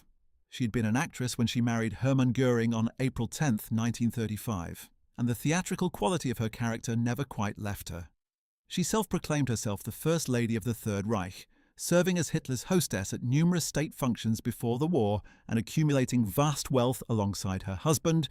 His ownership of mansions, estates and castles across Austria, Germany and Poland, garnered largely through the confiscation of art and property from Jews and those classified as enemies by the regime, was testament to the scale of their privilege. Her relationship with Eva Braun was poisonous. Emmy openly disregarded Hitler's companion and treated her with disdain, leading Hitler to demand Goering instruct his wife to show Eva due respect. When Hermann Goering was born, his Luftwaffe chief husband commanded 500 planes to fly over Berlin in celebration, saying he would have doubled the number had the child been a boy. After the war, a German denazification court found Emmy guilty of being a Nazi, leading to a year's incarceration. After her release, 30% of her remaining wealth was seized, and she was prohibited from performing on stage for 5 years. She managed to secure a small apartment in Munich and wrote an autobiography called My Life with Goering before passing away on June 8, 1973, at the age of 80. Like many of her counterparts, she died having served far less time in prison than any meaningful assessment of her complicity and benefit from the Nazi system would seem to warrant. The stories of these women, their lives during the Third Reich, their choices after its collapse, and the varying degrees of accountability they faced, illuminate something important about the nature of the Allied victory and its limitations. The war was won militarily, industrially, and in the intelligence realm with a decisiveness that left no room for doubt about the outcome.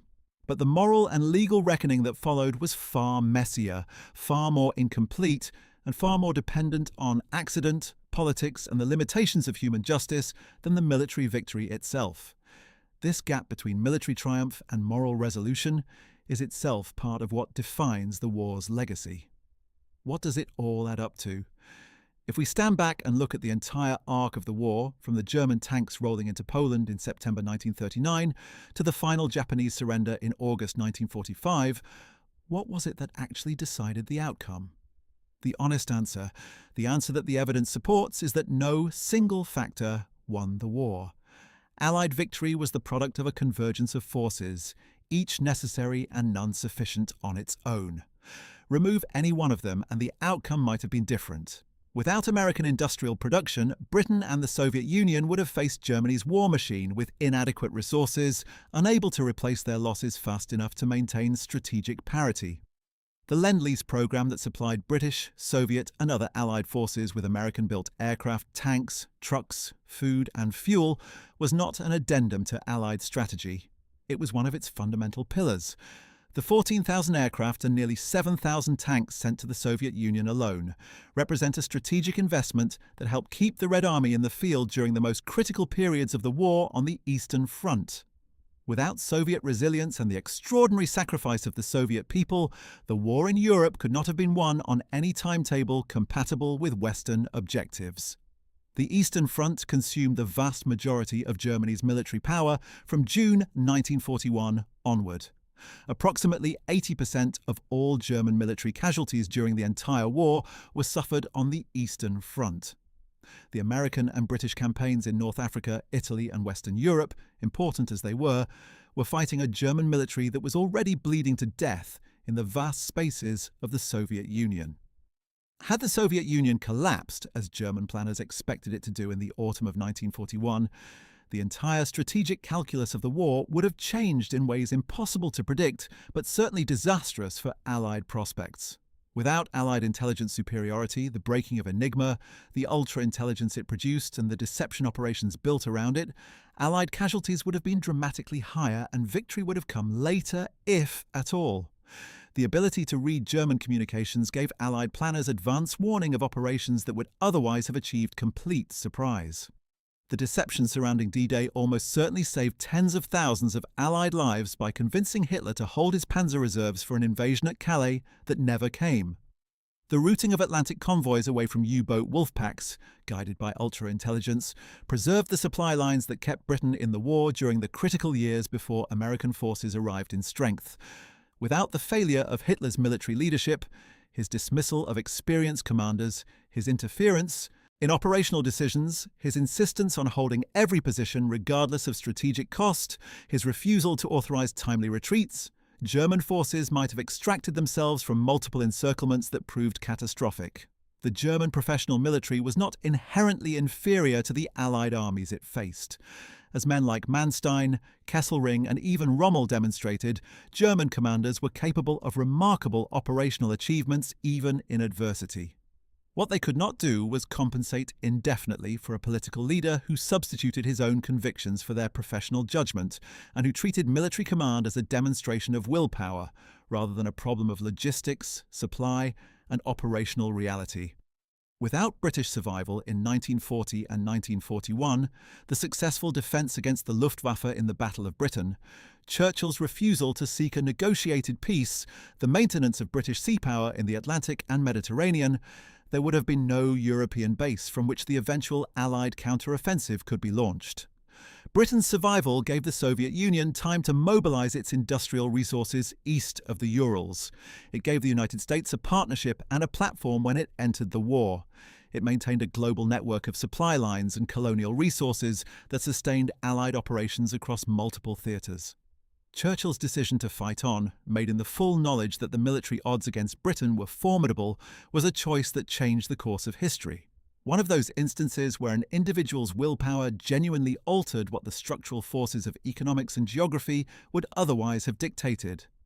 Without Allied coalition unity, the extraordinary achievement of maintaining a working partnership between the United States, Britain, and the Soviet Union, despite their profound ideological differences and competing national interests, the strategic advantages those three powers possessed, would have been offset by the failure to coordinate their efforts effectively.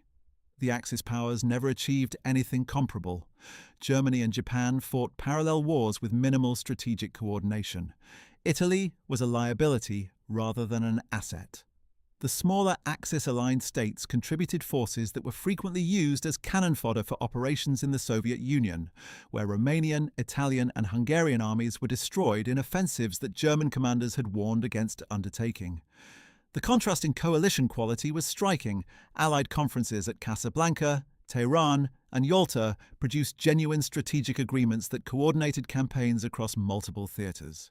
Axis strategic planning was dominated by Hitler's personal authority and the competing national interests of states that trusted each other about as much as they trusted the Allies. And finally, without the moral dimension, without the fact that what the Allied powers were fighting against was not merely a rival nation-state pursuing its national interests, but a regime built on racial murder, planned genocide, and the systematic destruction of everything that made civilized society possible, the sustained popular commitment to see the war through its most agonizing phases would have been far harder to maintain. The Holocaust, revealed to the world in its full horror as Allied forces liberated the concentration camps in the spring of 1945, was not the primary cause of Allied entry into the war. But it was part of what made Allied victory, at whatever cost, a moral necessity rather than merely a strategic preference. Soldiers who had endured years of combat, who had seen their friends die in mud and snow and blood, could look at what had been done in those camps and understand at the deepest level why the war had to be fought and won. These factors together, American industrial production, Soviet resilience, Allied intelligence, the failure of Hitler's military leadership, British survival, coalition unity, and the moral clarity conferred by confronting fascism's ultimate consequences. These are what won World War II. Not any single factor, not any single leader, not any single battle. A convergence of forces, a conjunction of circumstances, a meeting of industrial power, human courage, organizational genius, political will, and the simple, inescapable fact that a civilization built on racial murder ultimately could not sustain itself against the combined resources of a world that refused to let it win. The Third Reich that had seemed invincible in June 1940, with its armoured divisions slicing through France, its U-boats hunting Allied shipping, and its generals preparing to conquer the Soviet Union in a matter of months, was broken 6 years later. Broken by the sum of all these things working together against it. The men and women who lived through those years, the generals, the commanders, the soldiers, the resistance fighters, the intelligence officers, the factory workers, the merchant sailors, the submarine crews, the bomber air crews, the civilians who endured occupation and bombing and starvation, paid a price that is almost impossible to fully comprehend from the vantage point of 80 years later. Over 70 million dead, entire cities reduced to rubble, civilizations shattered and rebuilt.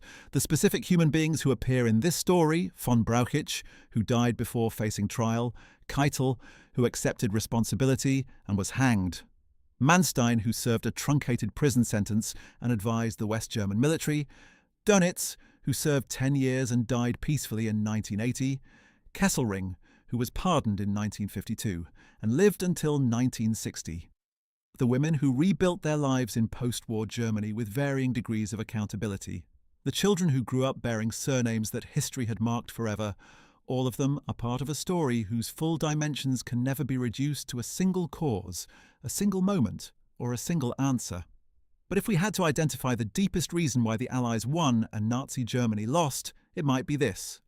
The Third Reich was a system built on a fundamental lie.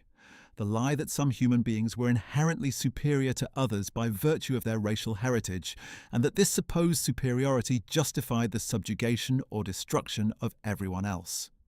That lie required the constant expenditure of enormous resources to maintain and enforce. It required massive bureaucracies of repression. It required the murder of millions of people who had never done Germany any harm. It required the alienation of potential allies and the conversion of occupied populations from potential partners into bitter enemies. It required the rejection of talented people, Jewish scientists, intellectuals, engineers, artists, from the national community in ways that literally handed those people's contributions to the Allied war effort. Albert Einstein, Enrico Fermi, Leo Szilard, the scientists who built the atomic bomb, were refugees from fascist Europe who brought their genius to the Allied side precisely because the regime Hitler built had no use for who they were. The lie of racial superiority destroyed the very human resources that might have saved Germany. The Allied victory, for all its imperfections and all the moral failures that accompanied it, the firebombing of Dresden, the internment of Japanese Americans, the limited response to news of the Holocaust while it was ongoing, represented the assertion of a different idea, that all human beings possess inherent dignity and worth that no state has the right to extinguish. That idea was imperfectly realized in practice, as it always is. But it was the idea that shaped the Nuremberg trials, inspired the Universal Declaration of Human Rights, and ultimately proved more resilient and more powerful than the ideology it defeated. That is what won the war. Not just the tanks and the aircraft and the production lines and the intelligence reports and the strategic decisions and the leadership quality. All of those things, yes, but underlying them all, the conviction that a world built on racial murder was a world not worth living in, and that defeating it was worth whatever it cost. That is the full answer to the question we started with. That is what really won World War II. There is one more dimension of what won the war that deserves careful examination before we draw our final conclusions.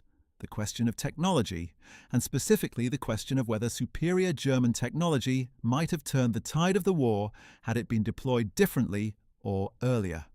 This is a question that has fascinated military historians for decades because Germany in World War II produced some of the most revolutionary weapons technology of the 20th century. The V-1 flying bomb, the V-2 rocket, the Me-262 jet fighter, the Type 21 submarine, the Tiger and Panther tanks, the STG-44 assault rifle, Germany innovated at a remarkable rate across a wide range of military technologies. And yet, none of it was enough. Why not? The answer reveals something fundamental about the relationship between technology and victory in modern industrial warfare.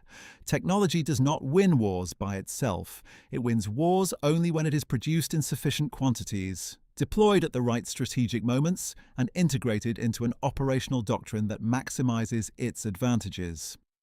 On virtually every one of these dimensions, Germany's technological innovations fell short, not because the ideas were wrong, but because the context in which they were developed and deployed made their strategic impact far smaller than it might otherwise have been. The Me-262 is the most compelling example. The world's first operational jet-powered fighter aircraft, it was faster than any propeller-driven plane the Allies had and could have devastated the Allied bomber formations that were destroying German industry. Test pilots who flew it described a performance advantage so overwhelming that conventional combat was almost irrelevant. You flew in, fired your cannon, and flew away before enemy fighters could respond. Senior Luftwaffe officers believed it could have turned the air war around if deployed in sufficient numbers at the right moment. But Hitler insisted that the Me-262 be deployed primarily as a bomber rather than a fighter, a decision that wasted its speed advantage and delayed its entry into service in the fighter role for critical months. When it finally entered operational use as a fighter in late 1944, it was too late. Allied air superiority was so overwhelming that even the Me-262 could not reverse it. German fuel shortages grounded entire squadrons. Experienced pilots to fly the advanced aircraft were increasingly hard to find after years of attrition, and Allied fighter commanders developed tactics to catch the jets when they were most vulnerable. during takeoff and landing when their engines were running slow. The technological revolution that might have saved the Luftwaffe arrived too late, in too few numbers, in the wrong role.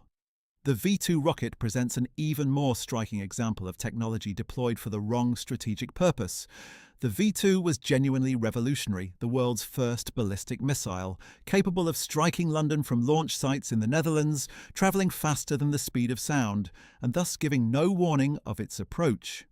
Over 3,000 V-2s were fired at Allied targets between September 1944 and March 1945, killing around 9,000 people and causing enormous physical destruction. And yet, the V-2 program ultimately had almost no impact on the course of the war. The resources devoted to it, the engineering talent, the slave labour, the rare materials, the production capacity, were resources that could have built thousands of conventional fighter aircraft that would have done far more military damage. The decision to invest massively in the V-weapons program, driven partly by Hitler's enthusiasm for vengeance weapons and partly by the propaganda value of striking London, diverted German industrial capacity at precisely the moment when conventional military hardware was in desperately short supply. The Type 21 submarine, the most advanced conventional submarine design of its era, tells a similar story. Its streamlined hull, enhanced battery capacity and snorkel system made it capable of operating submerged for far longer than previous designs, dramatically reducing its vulnerability to Allied air and naval patrol. Had it been available in 1942, at the height of U-boat success in the Atlantic, it might have prolonged the Battle of the Atlantic significantly. The Allies, who were intensely aware of its revolutionary potential, not only studied captured examples exhaustively but distributed them among themselves precisely because of that potential. The Tripartite Naval Commission, formed in August 1945, allocated surrendered U-boats between the United States, the United Kingdom, and the Soviet Union, each receiving 10 boats for examination, with priority given to the advanced Type 21 and Type 23 designs. Their streamlined hulls, greater battery capacity and snorkel systems represented a revolutionary step that submarines had never previously achieved. The Soviet Union acquired several of the prized Type 21 boats, which served as direct templates for the Whiskey-class submarines that would be the backbone of the Soviet Cold War submarine fleet. Soviet shipyards dissected German hulls plate by plate, replicating the pressure-resistant architecture and snorkel systems that gave their new fleet a sudden technological leap. In a sense, Germany's final wartime invention became the blueprint for the nuclear age of submarine warfare, but the Type 21 came too late to save Germany. When U-2511, Germany's only fully operational Type 21 at the war's end, surrendered, it was scuttled last on February 7, 1946, marking the official conclusion of Operation Deadlight. The technology that might have extended Germany's war-winning capabilities by a year or more had arrived just as those capabilities were being finally extinguished. What made Allied technology development different from German was not necessarily the quality of the individual innovations. In many specific areas, German engineering was ahead. What was different was the system for converting technological ideas into operational capabilities at scale. American industrial organization, British engineering institutions, and the deep collaboration between scientific research and military requirements that characterized Allied technological development produced a more consistent and productive pipeline from laboratory to battlefield. The Manhattan Project, the secret program to develop the atomic bomb, is the ultimate expression of this capacity. Conceived in 1942, funded with over $2 billion of secret appropriations, staffed by the greatest concentration of scientific talent ever assembled in peacetime or wartime, it produced 2 operational nuclear weapons by July 1945, just 3 years after the project began. The scientific knowledge required to build an atomic bomb had been understood by physicists on both sides of the conflict. What Germany lacked was not the knowledge but the organizational capacity and the resource allocation to translate that knowledge into hardware. Allied victory, in the end, was partly a victory of organization. The ability to take what was known and make it work, at scale, reliably and quickly. The German command structure's failure to solve this organizational problem reflects back on the question of what won the war from yet another angle. Field Marshal Wilhelm List's career illustrates how systematic that failure was. After the First World War, List had remained in the reduced Reichswehr, helping to modernize Germany's military under the limitations of the Treaty of Versailles. With the outbreak of World War II, he played a key role in the German invasion of Poland in 1939. By 1940, he was promoted to Field Marshal, and one of his most notable assignments was leading German forces during the Balkan Campaign in 1941, commanding Army Group A in the invasion of Yugoslavia and Greece. But List's involvement in the Balkans also connects him to the darker aspects of the war: brutal repression, mass executions, and harsh reprisals against partisans and civilians. In 1942, List's career ended abruptly during Case Blue, the German summer offensive on the Eastern Front. Tasked with capturing the vital oil fields in the Caucasus, the same campaign in which von Kleist's Army Group A was committed, his forces faced logistical challenges and strong Soviet resistance. When the operation faltered, Hitler dismissed List from command. After his dismissal, List never returned to active duty. He was arrested by Allied forces and tried in the hostages trial, where German generals were prosecuted for war crimes in the Balkans.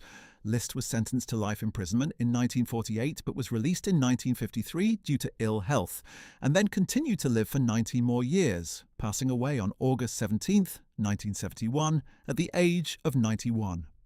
The man sentenced to life imprisonment for war crimes died in his 9th decade, having served 5 years of that sentence. Justice, as in so many of these cases, was measured in years served against crimes of almost incalculable magnitude. The question of what German general officers knew, and when they knew it, about the criminal orders being executed under their commands runs throughout the post-war trials and remains historically contested. Some officers, like Keitel, accepted that they had signed orders whose implementation constituted crimes. Others, like Lieb, argued successfully that their signatures appeared on documents without their being aware of all the criminal uses to which those documents were being put. What is clear from the historical record is that the German High Command was not simply a collection of apolitical professional soldiers who happened to be caught up in a political system they could not influence. On March 30th, 1941, over 200 senior military officers attended a speech delivered by Adolf Hitler in which he made explicit his vision for an ideological war of annihilation in the Soviet Union, a war in which the normal rules of warfare would not apply, in which civilians, political commissars, and prisoners of war would be treated with a harshness that went far beyond anything previously sanctioned by international law or German military tradition. Lieb was in that audience. So were many others. They heard what was coming. Most of them did not resign. Most of them implemented what was ordered. That is not the behavior of soldiers who were merely following orders in ignorance of their criminal character. It is the behavior of men who had made their accommodation with a criminal regime and decided, for whatever mixture of reasons, ambition, nationalism, ideological sympathy, fear of consequences, simple moral weakness, that participation was preferable to resistance. That accommodation, multiplied across hundreds of senior officers and thousands of junior ones, was what made the Wehrmacht the instrument of conquest and atrocity that it was. And it was that accommodation, the decision by professional soldiers to subordinate their professional judgment and their personal ethics to the demands of a political leader whose vision was fundamentally criminal, that helps explain why Germany ultimately lost. A military establishment that was unable to say no to Hitler when he ordered tactically indefensible strategies was also unable to protect its operational effectiveness from his interference. The same deference that made the Wehrmacht an instrument of Nazi policy also made it progressively less capable of fighting effectively as the war turned against Germany. These things were not separable. The moral failure and the strategic failure were aspects of the same failure. The failure of an institution, an officer corps, a nation to say clearly and loudly that some orders should not be obeyed. The children who grew up bearing the burden of names like Himmler, Bormann, Frank, and Göring made different choices about how to live with that inheritance. Wolf Hess spent his life defending his father's Nazi affiliations, establishing the Committee to Free Rudolf Hess in the 1950s and amassing several 100,000 supporters, authoring books advocating for the recognition of Hess as a German hero rather than a criminal, and contending after his father's death in Spandau prison in 1987 that the demise was the result of foul play by his British captors. Wolf Hess, who spent his entire life defending his father's Nazi affiliations, passed away in 2001. Rolf Mengele, the son of the infamous Auschwitz doctor Josef Mengele, who had conducted lethal experiments on prisoners, learned the truth of his father's crimes only as a teenager. He visited Josef Mengele in South America in 1977, where he found a man who displayed no guilt for his horrific deeds and attempted to rationalize them. Unable, despite his revulsion, to betray his father to the Nazi hunters pursuing him, Rolf kept silent about his father's location.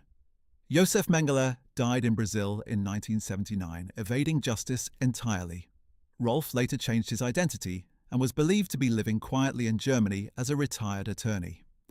Albert Speer Jr., born on July 29, 1934, and named for the man who had been Hitler's primary architect and armaments minister, a man who used forced labor on an enormous scale but later expressed remorse and served 20 years in prison, spent his life insisting that his own career in architecture owed nothing to his father's influence.